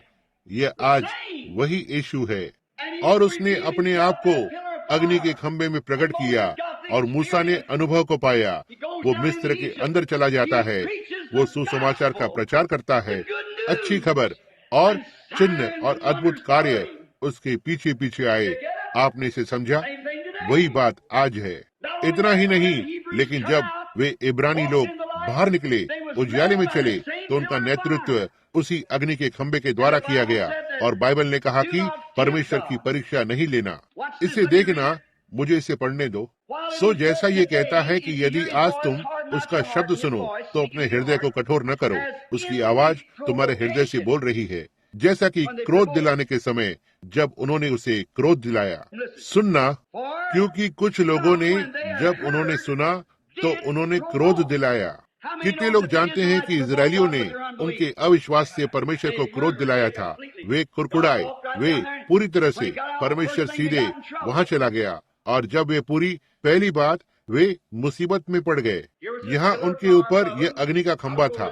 मैं नहीं जानता कि उन सभी ने इसे देखा या नहीं। कम से कम मूसा ने इसे देखा और वह उनके ऊपर था और उन्होंने इसकी ओर देखा। और जब वे नीचे आते हैं, मान लो कि यदि उन्होंने इसे नहीं देखा तो मैं नहीं जानता कि उन्होंने देखा या नहीं, ये उनके आगे चला गया। बाइबल ने कहा कि ये वहां पर था। यह कहा, तारा ज्ञानी पुरुषों के आगे आगे गया। इसे किसी ने नहीं देखा सिवाय ज्ञानी पुरुषों के। यह हर एक वेधशाला के ऊपर से गया। उन्होंने तारों के द्वारा समय रखा। इसे किसी ने नहीं देखा सिवाय ज्ञानी पुरुषों के। यह उनके लिए ही था कि इसे देखें, और वे ज्ञानी पुरुष ही थे जिनके लिए तारा भेजा गया था। और अग्नि का खंभा मूसा के लिए भेजा गया और मूसा को इजरायलियों के लिए भेजा गया और उन्हें मूसा का अनुसरण करना था। वे मूसा को देख सकते थे और मूसा ने प्रकाश को देखा। वहां वे चले गए, तब वे छोड़कर निकल रहे थे और जब वे बाहर निकले, वे लाल समुद्र के पास पहुंच जाते हैं और उन्होंने अद्भुत कार्यों के वे सब चिन्ह और चीजों को घटित होते हुए देखा था। जब वे अभी भी वहाँ मिस्र के पुराने देश में ही थे, लेकिन जब वे अपनी यात्रा में वहाँ से बाहर निकले, बस परिवर्तित होकर और बाहर निकाले गए। फिर पहली बात जो आप जानते हैं, वे मुसीबत में पड़ गए। परमेश्वर आपको परेशानी में लाना पसंद करता है। वो परेशानी को वहाँ रखना पसंद करता है और देखता है कि आप इसके बारे में क्या करेंगे। तब उसने बस लाल समुद्र को रोक दिया और पहली चीज जो आप जानते हैं, उन्हें इस स्थान में से होकर चलाकर सीधा बाहर ले गया। फिर उनके पीछे फिरौन को भेजा। देखा कि किस तरह से परमेश्वर इसे करना पसंद करता है। वो उसकी सामर्थ और प्रेम को प्रदर्शित करना पसंद करता है। वो परमेश्वर है और वो बस आपको ये दिखाना पसंद करता है कि वो कौन है। आमीन। और परेशानी तो ये है कि आज लोग कहते हैं, ओह वे दिन बीत चुके हैं। नहीं, परमेश्वर अपने आप को भला कैसे प्रदर्शित कर सकता है जब आपको ऐसी बातें सिखाई जाती हैं। लेकिन परमेश्वर खुद को प्रकट करना पसंद करता है। यहाँ इजराइल के बच्चे प्रकाश में चलते हुए आते हैं। मूसा उनके आगे आगे चल रहा है। वहाँ वे थे, आगे बढ़ो, यह वो रास्ता है। परमेश्वर बुला रहा है। हम लोग बाहर निकल रहे हैं। हम प्रतिज्ञा किए गए देश में जा रहे हैं। Oh hallelujah. यहाँ वे सब चिल्ला रहे थे और कूद रहे थे और अच्छा समय बिता रहे थे। आप जानते हैं, और पहली बात जो आप जानते हैं, उन्होंने पीछे मुड़कर देखा और कहा, ओह वह धूल क्या है। उनमें से एक पहाड़ी पर चढ़ गया। उसने कहा, ओह ओह हाय हाय, यह तो फिरौन की सेना है। परमेश्वर ने कहा, तुम इतने डरे हुए क्यों हो? क्या तुम विश्वास नहीं करते कि मैंने जो वहाँ किया है? तुम किस बात से इतने चिंतित हो? तुम मुझे क्यों क्रोध दिलाते हो?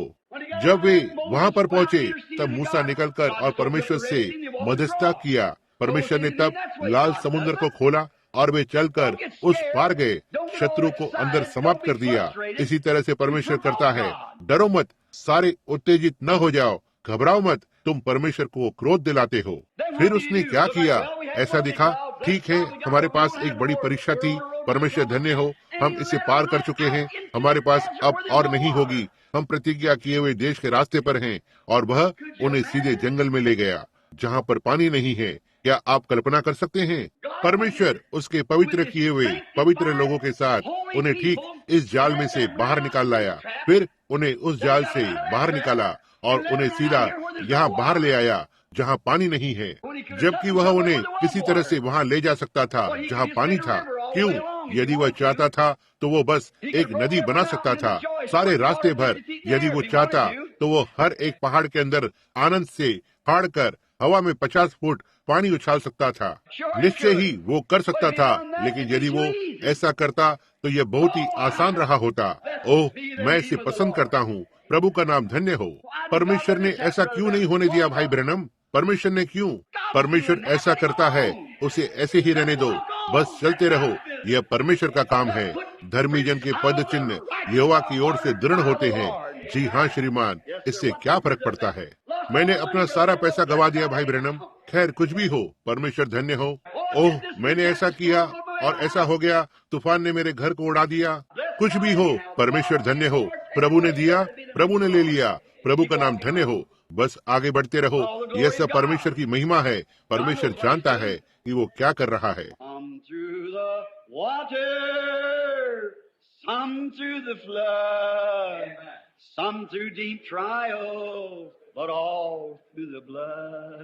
इसी प्रकार से वो उनकी अगुवाई करता है।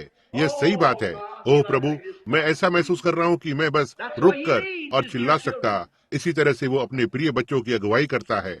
ओह, क्या आप बस महसूस कर सकते हैं?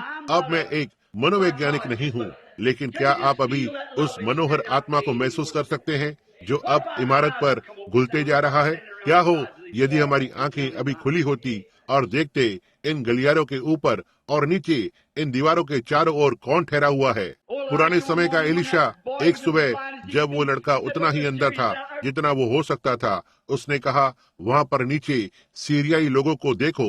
कहा, लेकिन वहाँ हमारे साथ और भी अधिक हैं। कहा, मैं तो किसी को भी नहीं देखता। कहा, प्रभु उस लड़के की आंखें खोल दीजिए। उसने उस बूढ़े नबी के चारों ओर देखा। उसके चारों ओर पहाड़ पर अग्नि थी और अग्नि के घोड़े और अग्नि के रथ। तब उसे यकीन हो गया था। उसने कहा, हम अभी बाहर जाकर और उन्हें अंधा कर देंगे। उनकी दृष्टि बिल्कुल वैसे ही सही थी जैसे हमेशा से रही थी, लेकिन वे उसके प्रति अंधे थे। कहा, तुम सब एलिया को खोज रहे हो? कहा, हाँ। कहा, आओ मैं तुम्हें दिखाता हूँ कि वह कहाँ पर है। और यह वही था जो उनका नेतृत्व कर रहा था। वे इसे नहीं जानते थे। इसी तरह से ही आज है। मसीह यहाँ पर है, पवित्र आत्मा यहाँ है, उन्हीं कामों को करते हुए जो उसने हमेशा ही किए, और संसार इसके प्रति अंधा है। वे इसे नहीं जानते। ओह, मैं इसके बारे में नहीं जानता हूँ कि मेरा पास्टर, ओह बेचारे कमजोर लोग। देखा मेरा क्या मतलब है? वे इसके प्रति अंधे हैं, वे इसे नहीं जानते। परमेश्वर अगुवाई कर रहा है। अब वे ऊपर आते हैं, पाप के जंगल में से होते हुए। वहाँ पर पानी नहीं था। परमेश्वर ने बस इस सब का प्रयोजन किया था। ओह, और उन्हें पानी का एक छोटा सा तालाब मिला। उन्होंने कहा, ये रहा, और वे यहाँ तक इसका स्वाद भी नहीं ले सकते थे। ओह, यह बहुत ही खराब था मेरे प्रभु। यह तो 100% सल्फर से भी बदतर था। देखो, सड़े हुए अंडों की तरह। आप जानते हैं, ओह मेरे प्रभु, यह बहुत ही खराब है। यह जहर था। अब इसे पाप का जंगल कहा गया। वहाँ बहुत खजूर के पेड़ उगते हैं, और बसंत जहाँ वे खजूर के पेड़ उगते हैं। तब मूसा ने कहा, मत करो। परमेश्वर ने कहा, वे क्यों करते हैं? वे क्यों करते हैं? वे मुझे किस लिए क्रोध दिला रहे हैं? ठीक है, यदि मैंने पहले यह किया है तो क्या मैं इस परिस्थिति में कुछ नहीं कर सकता हूँ? यदि उसने आपको एक दुखित समय से बाहर निकाला है तो क्या वह आपको दूसरे से नहीं निकाल सकता? उसने तुम्हें एक मुसीबत से निकाला, क्या वह तुम्हें दूसरी मुसीबत से नहीं निकाल सकता? परमेश्वर धन्य हो। यदि उसने मुझे पाप में से निकाला तो वह मुझे कब्र में से निकाल सकता है। वो परमेश्वर है। क्या इससे फर्क पड़ता है? बस आगे बढ़ते रहें, अपनी आंखों को उस पर रखें। कहा, यदि मैंने पीछे लाल समुद्र को बंद कर दिया और मिस्त्रियों को डुबा दिया तो क्या मैं इस पानी के विषय में कुछ नहीं कर सकता? तुम मुझे किस बात से क्रोध दिलाते हो?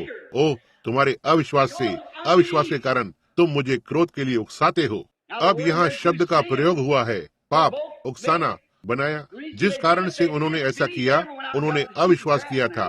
उन्होंने कभी भी बाहर जाकर और सट्टा या जुआ नहीं खेला अब और इस तरह की चीजें नहीं की।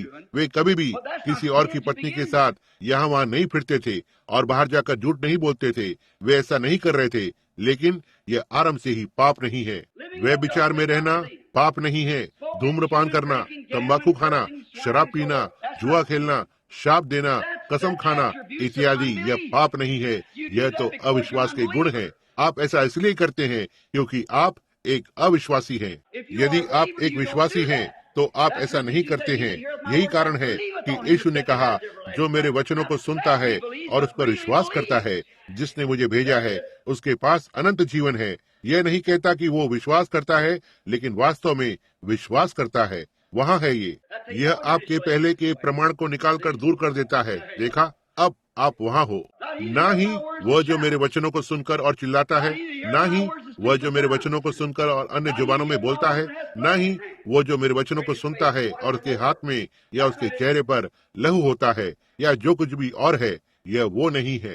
वो जो मेरे वचनों को सुनता है और उस पर विश्वास करता है, जिसने मुझे भेजा है, उसके पास अनंत जीवन है और वो कभी भी न्याय के लिए नहीं आएगा, लेकिन मृत्यु से जीवन में प्रवेश कर चुका है। पाप क्या है? अविश्वास। एक छोटी सी कुछ तो बात ऊपर उठा सकते हैं, बजाय इसके कि सीधे वचन में जाकर और पता करें कि ये सच है या नहीं। ओह, आप कहते हैं मैं नहीं, देखो वहाँ तुम आगे बढ़ो, मैं बस एक प्रेस्बिटेरियन में जारी रखूंगा जैसे मैं हूँ। देखो, आगे बढ़ो अंधे, और तुम परमेश्वर को क्रोध दिलाते हो। जब परमेश्वर कुछ भी करता है तो वो राष्ट्र से उम्मीद करता है कि इसे झपट लें, लेकिन बजाय इसके आप जानते हैं, खैर मैं इसके बारे में नहीं जानता। देखा, वह लोगों से उम्मीद करता है कि इसे पकड़ें। यदि आप पर्याप्त रूप से विचार करते हैं तो वचन को लेकर बैठ जाएं, इसमें से होकर जाएं और इसे इधर उधर से ढूंढें और देखें कि क्या ये हुआ है या नहीं, क्या इसके पूरे होने की भविष्यवाणी की गई है और इत्यादि। तब आप इसे समझ लेंगे। आमीन। अब ध्यान देना, जबकि यह है, यदि आज तुम उसका शब्द सुनो तो अपने मन को कठोर न करो, जैसा कि क्रोध दिलाने के समय हुआ था, जब परमेश्वर उन पर क्रोधित हुआ था। आप देखें, क्योंकि कुछ लोग जब उन्होंने सुना, मूसा द्वारा प्रचारित सुसमाचार को सुना, क्रोध दिलाया। उन सब ने नहीं जो मूसा के द्वारा मिस्र से निकले थे। कितने लोग जानते हैं कि उस बाहर निकले उस मूल झुंड में से कितने लोग बच गए थे? कितने लोग? 2।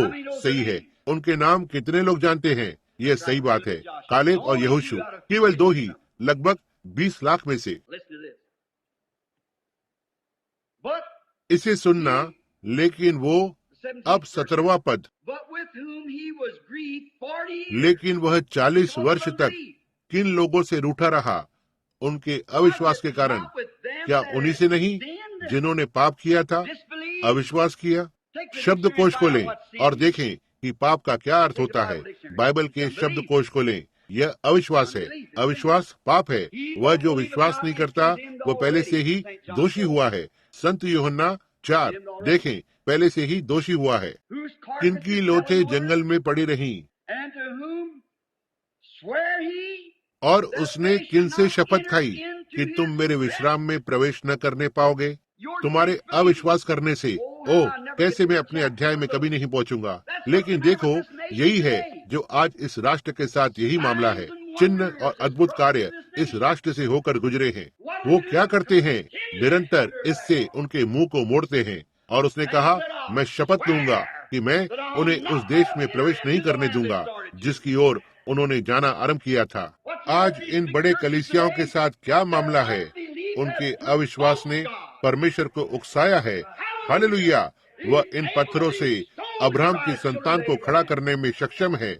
उसने उन्हें सुसमाचार को देने की कोशिश की और उन्होंने उनके हृदय को कठोर कर दिया। उन्होंने अपने आप को संगठित किया और उन्होंने छोटे छोटे संप्रदाय बनाए, और हम इस पर ही विश्वास करते हैं और कुछ और नहीं, और परमेश्वर अंदर नहीं बढ़ सका। वे आज कहाँ पर हैं? एक अलग से स्थापित हो रहे हैं। परमेश्वर का छोटा विश्वास योग्य झुंड चिन्हों और अद्भुत कार्यों के साथ ठीक आगे बढ़ रहा है। वह उन्हें परीक्षा में रख रहा है। हर एक पुत्र जो परमेश्वर के पास आता है, उसे अवश्य ही पहले परखा और परीक्षा में होकर जाना है। बाल प्रशिक्षित। पहली छोटी सी बात घटित हुई, ओह ठीक है, हो सकता है जो कुछ भी हो, इसमें कुछ भी नहीं है, तुम नाजायज संतान हो और परमेश्वर की संतान नहीं हो, क्योंकि परमेश्वर की संतान अब्राहम का बीज है, जो उन वस्तुओं को बताता है कि नहीं थी, जबकि हालांकि वे थी। परमेश्वर ने ऐसा कहा है और बस आगे चलता रहता है। आमीन। चाहे जो कुछ भी कहे या कुछ भी अलग हो, वे कुछ भी हो, आगे बढ़ते रहते हैं। परमेश्वर ने ऐसा कहा है। 25 वर्ष तक वो उस बालक के लिए रुका रहा, कोई फर्क नहीं, यह क्यों न कितना भी विपरीत था, और उसने अपने आप को उन अविश्वासियों से अलग किया। आमीन। जिससे कि वह विश्वास कर सके। ओह मेरे प्रभु, मैं धार्मिक महसूस कर रहा हूँ।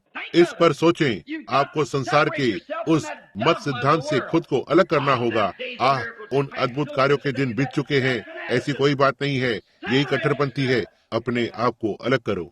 बाइबल ने कहा, उनके बीच में से निकल आओ और खुद को अलग करो। प्रभु यूं कहता है, और मैं तुम्हें ग्रहण करूंगा। कितना अद्भुत, मैं तुम्हें ग्रहण करूंगा। अपने आप को तुम अलग करने के बाद तुम मेरी संतान ठहरोगे। मैं तुम्हारा परमेश्वर होऊंगा। अपने आप को अलग करो। अविश्वासियों के साथ अपने आप को जुए में मत जूतो। यह सही बात है। युवा लोग विवाह कर रहे हैं, किसी ऐसी लड़की से विवाह करते हैं जो विश्वास नहीं करती, या कोई युवा लड़की ऐसे लड़के से विवाह कर रही है जो विश्वास नहीं करता। आप ऐसा न करें। मैं परवाह नहीं करता कि वह कितना प्यारा है और या वह कितनी प्यारी है और उसकी कितनी बड़ी आंखें हैं। वे सारे इन दिनों में से किसी एक दिन धुंधले पड़ जाएंगे, लेकिन भाई, तुम्हारा प्राण हमेशा जीवित रहने वाला है। आप सावधान रहें। आप जो कर रहे हैं, वह लड़की एक सच्ची विश्वासी नहीं है, या वो लड़का एक सच्चा विश्वासी नहीं है। तुम अपने आप को इस तरह से जुए में मत जूतो। ऐसों से परे रहो। यह आपके लिए मार्ग पर परेशानी का कारण बनेगा। अब सुनना 17वां पद। लेकिन वह 40 वर्ष तक किन लोगों से रूठा रहा? क्या उन्हीं से नहीं जिन्होंने पाप किया, और उन लोगों की लोथें जंगल में पड़ी रही? और उसने किन से शपथ खाई कि तुम मेरे विश्राम में प्रवेश करने न पाओगे? उन्होंने शुरुआत की, लेकिन उन्होंने अद्भुत कार्यों को देखा, लेकिन वे प्रतिज्ञा किए गए देश तक कभी नहीं पहुँचे। केवल चयन की हुई 2 की संख्या प्रतिज्ञा किए हुए देश में प्रवेश करते हैं। अब पौलुस क्या कर रहा है? वो अब मसीही लोगों से बोल रहा है, तुम इस उसी सुसमाचार को मत देना जिसका प्रचार वहाँ पहले किया गया था, चिन्हों और अद्भुत कार्यों में, और अग्नि के खंभे ने उनकी अगुवाई की। जब ये बातें फिर से जगह लेने लगेगी, तो तुम मार्ग के किनारे अविश्वास से संदेह करते हुए नहीं जाना, क्योंकि उनकी लोथें जंगल में गिर गई। अब हम अंदर आ रहे हैं। अब जल्दी से ध्यान से देखें। लेकिन उनके लिए जो नहीं जिए, सो हम देखते हैं कि वे अविश्वास के कारण प्रवेश न कर सके। वह इसे एक बार पाप कहता है, वो इसे अगली बार अविश्वास कहता है। अविश्वास पाप है। उन्होंने उनके अविश्वास के कारण प्रवेश नहीं किया। उन्होंने उस भविष्यवक्ता मूसा को देखा। उन्होंने देखा कि उसने क्या किया। उसने जो कहा वो देखा। यह सत्य था। हर एक समय सत्य की ओर आगे बढ़ता चला गया। यह अग्नि का खंभा उनके सामने प्रकट होता। उन्होंने इसे ध्यान से देखा। उन्होंने इसे देखा। पौलुस बाद में यहाँ इसे समझने की कोशिश कर रहा था, जो अनुभव उसके पास था। देखा, अनुभव को जोड़ने का प्रयास कर रहा था। उसने इसे पुराने नियम से मिलाया। उसने कहा, अब हम एक नई चीज के अंदर प्रवेश कर चुके हैं, इस नए समय काल में यीशु मसीह के द्वारा। पुराने समय में प्रभु उन्हें भविष्यवक्ताओं के द्वारा प्रकट हुआ, लेकिन अब वो उसके पुत्र यीशु के द्वारा। देखा, और वह अनुभव को जोड़ना आरंभ करता है और उन्हें दिखाता है कि क्या बात जगह ले रही थी, किस तरह से ये चिन्ह और अद्भुत कार्य और हर एक चीज, और क्या लिखा है। अब उसने कहा, उन्होंने अपने अविश्वास के कारण प्रवेश नहीं किया। उन्होंने विश्वास नहीं किया। लेकिन अब हम एक समय काल के अंदर बढ़ते हैं, और आप अपने हृदय को कठोर न करें। तुम उन क्रोध दिलाने के दिनों में लोगों के समान काम न करना, जब उन्होंने परमेश्वर को उकसाया। उन्होंने इसे किस तरह से किया? अनैतिक जीवन जीने के द्वारा नहीं। मुझे इसे आपके लिए खोलकर बताने दो। आप कहते हैं, भाई ब्रैनम, मैं कलीसिया जाता हूँ, यह सब ठीक है। मैंने अपने जीवन में कभी भी झूठ नहीं बोला, यह ठीक बात है। मैंने कभी भी चोरी नहीं की। मैंने ऐसा वैसा या इत्यादि कभी नहीं किया। यह बहुत अच्छा है, यह सब अच्छी बात है, लेकिन यह अब भी पाप नहीं है। पाप वो है जब परमेश्वर अपने आप को प्रकट करता है और आप इसे अविश्वास करते हैं। आप इसे नहीं सुनते हैं। ओह, आप कहते हैं मेरी कलीसिया यह नहीं सिखाती। जब तक बाइबल इसे सिखाती है और परमेश्वर इसे प्रमाणित करता है, यही वो बात है। अब बस एक समय के लिए ध्यान दें। अब हम कुछ तो वास्तविक पर आरंभ करने जा रहे हैं, गहरी वास्तविकता। अब अपने विवेक को अपनी कपड़ों की जेब में रखें जब तक आप बाहर न जाएं। अब बहुत ही ध्यान से देखना। तो हमें डरना चाहिए, ऐसा न हो कि कोई प्रतिज्ञा छोड़ दी जाए जिससे कि हम उसमें प्रवेश करें। उसके उसके उसकी अब व्यक्तिगत सर्वनाम है क्या कि तुम में से कोई जन उससे रहित जान पड़े। अब पौलुस उन्हें पिछले अध्याय में इन सारी बातों के बारे में बताने की कोशिश कर रहा है, लेकिन अब वो उन्हें यह बताने की कोशिश कर रहा है कि ये क्या है। ओह, क्या हमारे पास समय है? हो सकता है हमारे लिए अच्छा होगा आज रात तक इंतजार करें। देर हो रही है और हम प्रार्थना की सभा करने जा रहे हैं। हो सकता है कि आज रात हम इसे बेहतर तरीके से समझें, क्योंकि यह वास्तव में विटामिन, आत्मिक विटामिनों से भरा हुआ है। बहुत कुछ करना है और मैं आज दोपहर में व्यस्त हूँ। आइए हमें डरना चाहिए, ऐसा ना हो कि कोई प्रतिज्ञा। अब क्या वहाँ मिस्र में उनके लिए प्रतिज्ञा किए गए देश के लिए प्रतिज्ञा की गई थी? और जब परमेश्वर इस वचन को वास्तविक बनाने के लिए नीचे उतर आया, क्यों? परमेश्वर ने सैकड़ों और सैकड़ों वर्ष पहले अब्राहम को बताया था कि वो इसे करने जा रहा है। ये वचन के अनुसार था। यूसुफ ने कहा, मेरी हड्डियों को यहाँ से मत हटाना जब तक तुम वहाँ उस प्रतिज्ञा किए हुए देश में जाकर और मुझे मेरे बाकी के पूर्वजों के साथ न गाड़ दो, क्योंकि वह जानता था कि पुनरुत्थान आ रहा है। जब यीशु मरे हुओं में से जी उठा, क्योंकि उसे यह ज्ञात था कि अय्यूब ने क्या कहा था। देखा, उनमें से हर एक भविष्यवक्ता वो जानता था कि तब दूसरे भविष्यवक्ताओं ने क्या कहा था, और जानते थे कि उनका आत्मा एक ही है और वे नजर रखे हुए थे। ओह भाई, ओह, यह बात हमें हमारी सांसारिक परिस्थिति से हिला देना चाहिए। उनकी आंखें इस पर नहीं लगी थी कि लोग क्या कह रहे हैं, लेकिन उन भविष्यवक्ताओं ने क्या कहा, उनमें से हर एक जन नजर रखे हुए था। अब्राहम ने कहा, मुझे ठीक यहाँ पर गाड़ना जहाँ अय्यूब को गाड़ा गया था। कहा, सारा, मैं जमीन का एक टुकड़ा खरीदूंगा, हमें ठीक यहाँ पर गाड़ा जाएगा। इज़हाक अपने पिता के बाद एक भविष्यवक्ता था। कहा, सुनना, तुम मुझे कहीं भी और न गाड़ना और न ही यहाँ मिस्र में, लेकिन मुझे पीछे ठीक वहाँ प्रतिज्ञा किए हुए देश में ले जाना। तुम मुझे ठीक यहाँ पर गाड़ना। याकूब प्रतिज्ञा किए हुए देश के बाहर मरा, लेकिन अपने पुत्र से कहा जो भविष्यवक्ता था, तुम जानते हो, एक रात दूत ने मुझे बगल में छुआ, मैं तब से लेकर लंगड़ाता हूँ, आकर अपने हाथ को रखना। ओह दया, मेरे भविष्यवक्ता पुत्र, मैं बूढ़ा हूँ और मैं अंधा हूँ, लेकिन अपने पवित्र हाथ को रखना। अपने आप में भविष्यवक्ता होने के नाते उस स्थान पर हाथ को रखना जहाँ दूत का हाथ था, और स्वर्ग के परमेश्वर की शपथ खाओ कि तुम मुझे यहाँ नहीं गाड़ोगे। धन्य हो। क्या आप वचन के आत्मिक प्रकाशन को देखते हैं? क्यों? उनमें से आधे, लगभग 90% नहीं जानते कि वह किस बारे में बात कर रहा था, लेकिन वो जानता था कि वह किस बारे में बात कर रहा था। अपने भविष्यवक्ता के हाथ को इस स्थान पर रखो जहाँ पर दूत ने अपना हाथ रखा था। एक समय मैं एक बड़ा तगड़ा, एक हट्टा कट्टा डरपोक मनुष्य था, लेकिन उसने मुझे छू लिया और तब से मैं लंगड़ाता हुआ मनुष्य रहा हूँ। लेकिन जब से लेकर मैं एक राजकुमार रहा हूँ, मैं तब से लेकर लंगड़ा रहा हूँ। तब से लेकर मेरे चलने का तरीका बदल गया है। मैं एक राजकुमार बन गया हूँ। जी हाँ, अपना हाथ यहाँ रखो। स्वर्ग के परमेश्वर की शपथ लो, तुम मुझे यहाँ नहीं गाड़ोगे। क्यों? कोई भी नहीं जानता था कि वह किस बारे में बात कर रहा था। यूसुफ ने किया, उसने कहा, मुझे वहाँ उस ओर ले जाकर और उस प्रतिज्ञा किए हुए देश में गाड़ देना, वही जहाँ पर ये था। निश्चित रूप से वर्षों बाद जब यूसुफ मरा, उसने कहा, तुम मुझे यहाँ पर मत गाड़ना, लेकिन जब तुम यहाँ से गुजरते हो, तुम मेरी हड्डियों को देखते हो, क्योंकि किसी दिन तुम यहाँ से बाहर निकलोगे, और जब तुम जाओ तो मेरी हड्डियों को अपने साथ ले जाना। आप वहाँ हैं। संसार को कहने दे जो वो कहना चाहते हैं और करने दो जो वो करना चाहते हैं। प्रभु का नाम धन्य हो। मुझे मसीह में रखना। यदि मुझे कुछ भी बुलाया जाता है, एक कट्टरपंथी या पवित्र शोर मचाने वाला, किसी दिन वो आ रहा है, और वे जो मसीह में हैं, उन्हें परमेश्वर अपने साथ लेकर आएगा जब वो आता है।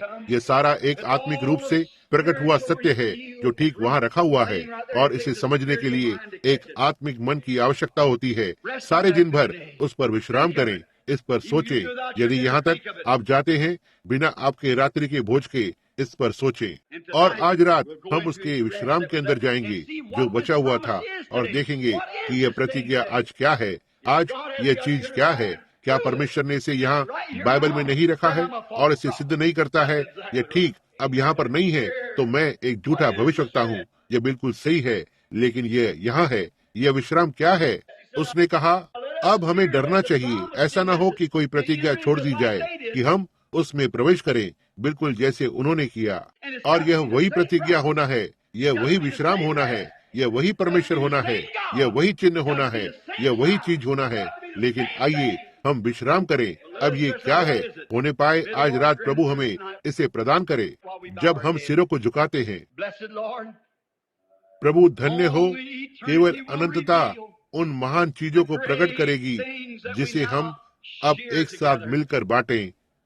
छोटा, बहुत से हैं जिन्हें दोषी होने के लिए ठहराया गया है। जैसा आपने यहूदा की किताब में कहा है कि कितने ऐसे मनुष्य पहले से नियुक्त किए गए दोषी होने के लिए, जो हमारे परमेश्वर की अनुग्रह को लेंगे और इसे लुचपन में बदल डालेंगे। और बहुत से लोग आज सुसमाचार का प्रचार कर रहे हैं। परमेश्वर का अनुग्रह इसे एक पैसा बनाने की योजना में बदल देते हैं। एक बड़ी सी कलीसिया होती है और अधिकतर रविवार के स्कूल में परमेश्वर के अनुग्रह को लेते हैं और इसे लुचपन में बदल देते हैं। और संसार अंधा है और अंधे सूअरों के जैसे जाते हैं, वे नहीं समझते हैं। हे परमेश्वर, हमारे लिए समझ को खोलें। हमारी समझ इस संसार के बच्चों के जैसे न होने दो, क्योंकि तूने अपने वचन में कहा है कि इस संसार की संतान उजाले की संतान से अधिक बुद्धिमान है। आदि में ऐसा था, केन की संतान जो बड़े बड़े निपुण वैज्ञानिक बने, वे बड़े बड़े शिक्षक बने, वे वस्तुओं के कामगार बन गए, वे प्रगति करते चले गए बहुत धार्मिकता से, लेकिन दोषी ठहराए गए और न्याय में डूब गए और उनकी लोथें जल पर तैरने लगी और उनके प्राण अधोलोक में चले गए। और यीशु ने जाकर उनसे बातें की जब वो मरा, और अधोलोक में जाकर और उन प्राणों को प्रचार किया जो कैद में थे, जिसने नूह के दिनों में धीरज धरते हुए पश्चाताप नहीं किया, वचन कहता है। और परमेश्वर जब वह धरती पर खड़ा हुआ, उसने कहा, जैसा ये नूह के दिनों में था वैसा ही मनुष्य के पुत्र के आगमन में भी होगा। लेकिन हम ध्यान देते हैं शेत की तब वंशावली, नम्र मनुष्य, परमेश्वर के सच्चे मनुष्य, संसार की बातों को बहुत अधिक नहीं जानने वाले, संसार की बातों की कुछ भी परवाह नहीं करने वाले, लेकिन सारे भार को एक तरफ रखकर और परमेश्वर पर विश्वास करते थे और उस राज्य में भविष्यवक्ता और महान पुरुष बन गए। जबकि दूसरा धार्मिक संसार उन पर हंसा, उनका मजाक उड़ाया।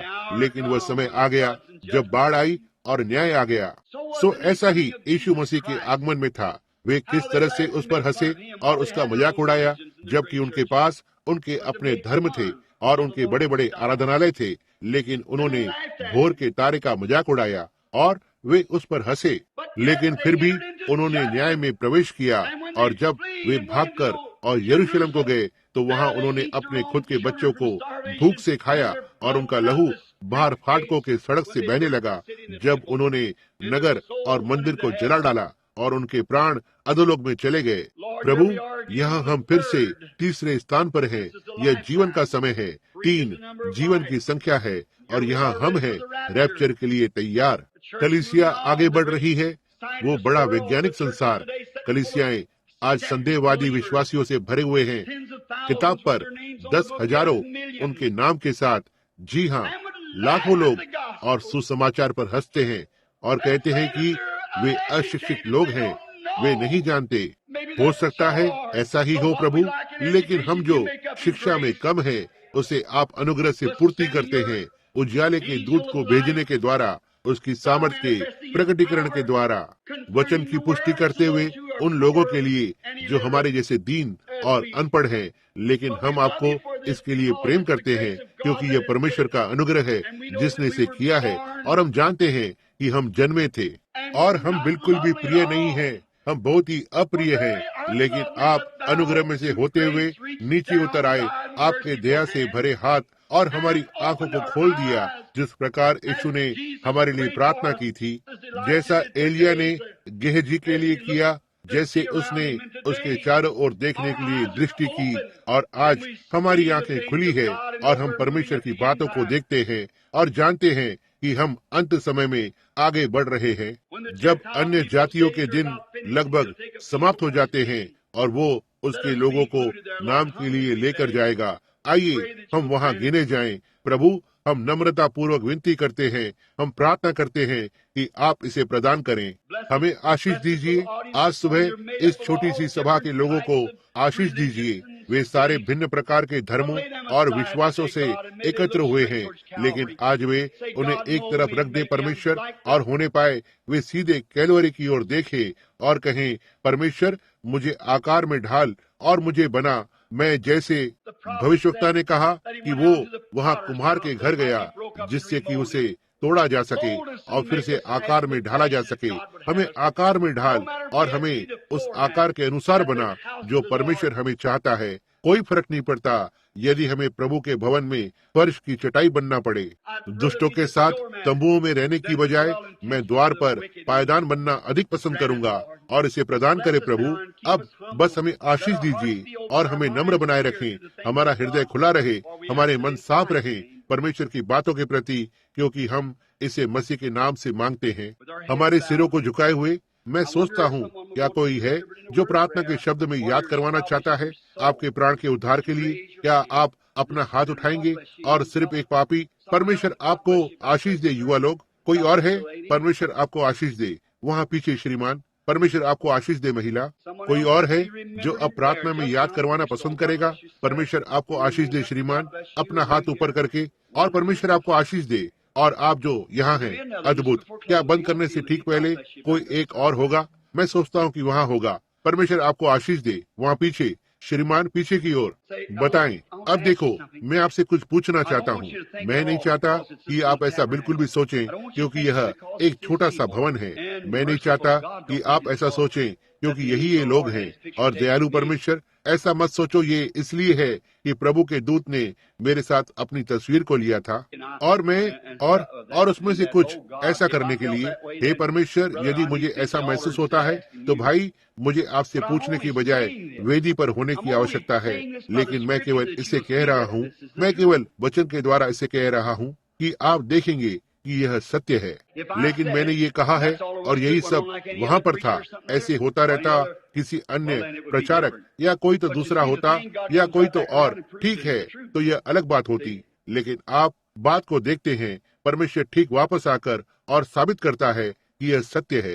देखा, यही है जो इसे वास्तविक बनाता है। क्या परमेश्वर इसे सिद्ध कर रहा है? और फिर केवल इतना ही नहीं, लेकिन उसका वचन कहता है कि वह इसे करेगा। यहाँ वो कर रहा है। अब यदि आप सही नहीं हो, आपका हृदय परमेश्वर के साथ सही नहीं है, तो क्या आप बस अपना हाथ ऊपर उठाएंगे, कहें मेरे लिए प्रार्थना करना? तो ठीक है, ठीक जहाँ पर आप हैं, लगभग 8-10 हाथ ऊपर उठे हुए हैं, अपने प्राण के लिए दया को चाहते हैं। जब आप अपने सिर झुकाए हुए हैं, अब आप प्रार्थना करें।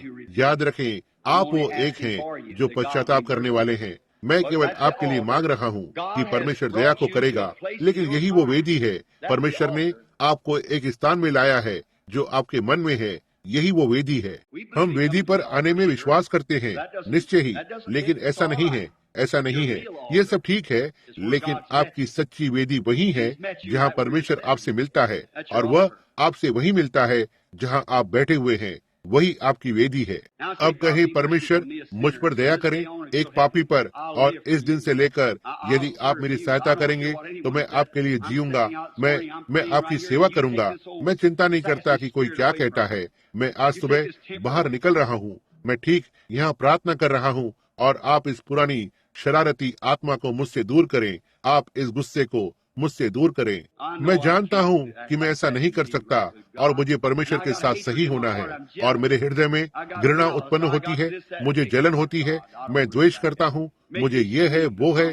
इसे बाहर निकालें परमेश्वर। मैं ऐसा नहीं होना चाहता। मुझे मधुर और नम्र और दीन बनाए, मुझे सुशील बनाए, मुझे एक ऐसा व्यक्ति बनाए कि मैं आपके लिए दूसरों को जीत सकूं।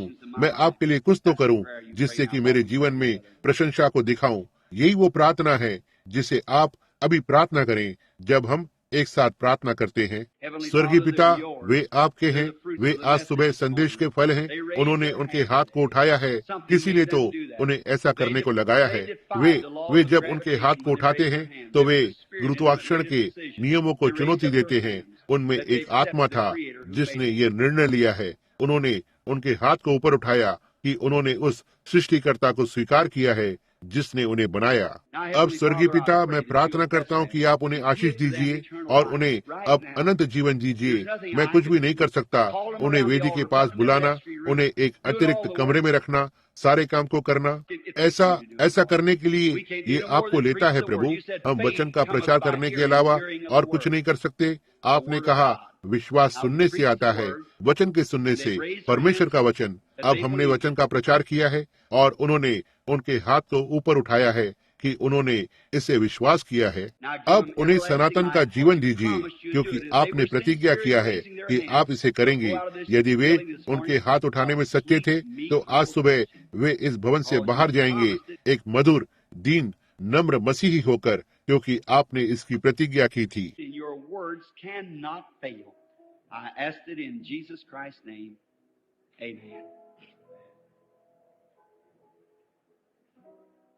और आपके वचन विफल नहीं हो सकते। मैं इसे यीशु मसीह के नाम में मांगता हूँ, आमीन।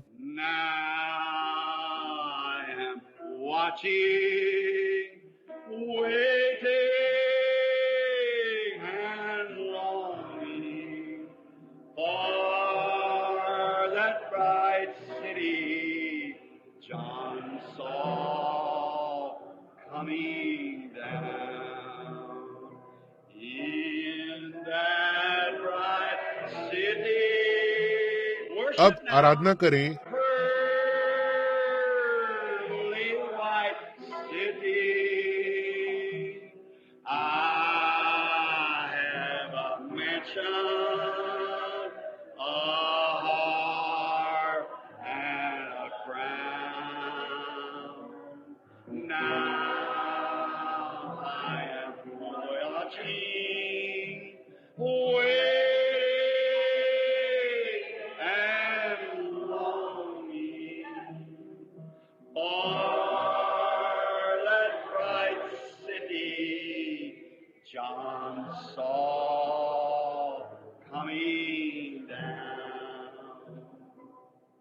क्या आप अब उससे प्रेम नहीं करते?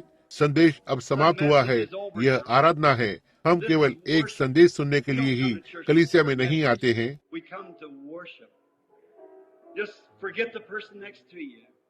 हम आराधना करने आते हैं। बस अपने पास वाले व्यक्ति को भूल जाएं, केवल उसकी आराधना करें। ओह, कितना सुंदर, कितना अद्भुत। बस उसे बताएं। आपको उसे जोर से बताने की आवश्यकता नहीं है। बस उसे अपने हृदय में कहो, प्रभु, मैं आपसे प्रेम करता हूँ, मुझे मेरे पाप के लिए क्षमा करें। ओह प्रभु,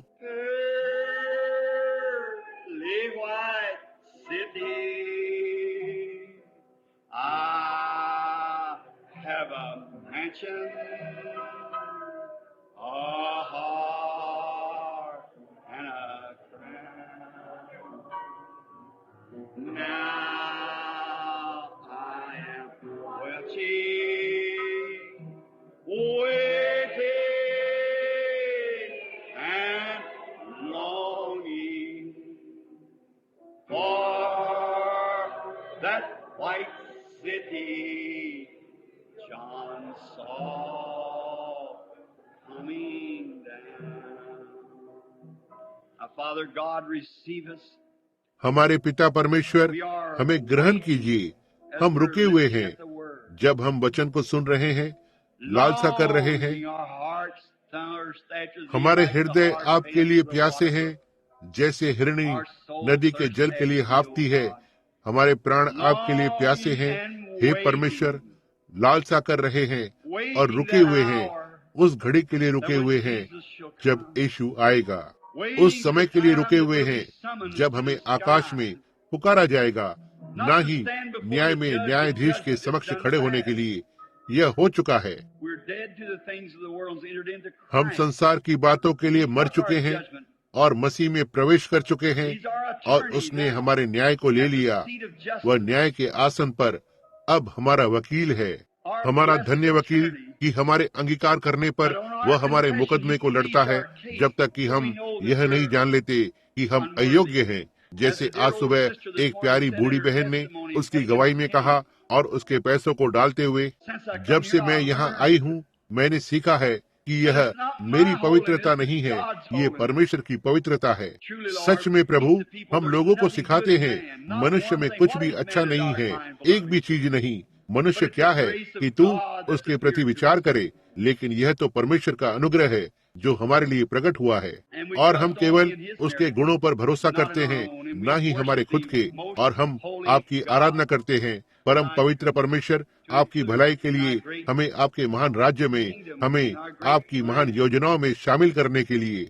हम आपको विश्वास के द्वारा हमारे हृदयों में ग्रहण करते हैं और अनुग्रह के द्वारा हम विश्वास करते हैं कि आपने इसे हमें परमेश्वर की महिमा के लिए, परमेश्वर की सेवा के लिए इसे दिया है।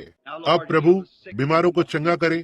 जब वे आज सुबह प्रार्थना करवाने के लिए आते हैं, उन्हें उस आनंद को दीजिए जो वे स्वस्थ होने की लालसा को रखते हैं। वे जान जाएं कि यह छोटी सी हल्की सी पीड़ा उन पर डाली गई थी, बस ये छोटी सी परीक्षा का समय है। परमेश्वर इसके बारे में सब जानता है। उसने यह देखने के लिए किया कि हम इसके बारे में क्या करते हैं। कैसे परमेश्वर होने पाए वे वहाँ सीधे कदम को बाहर रखें और दावा करें कि काम पूरा हुआ है। होने पाए आप, होने पाए वे आपको क्रोध न दिलाएं, यहाँ और वहाँ भागने के द्वारा और अंदर और बाहर। तो मैं यह वो नहीं जानता। प्रभु होने पाए वे सीधे स्थान में बने रहें, कहें प्रभु आप ही वो एक थे जिसने मुझे बचाया, आप ही वो एक थे जिसने मेरे लिए इन कामों को किया। मैं आप पर विश्वास करता हूँ और मैं आज आप पर भरोसा करता हूँ, और मैं प्रार्थना करता हूँ कि आप इसे लोगों को मसीह के नाम में प्रदान करेंगे। आमीन।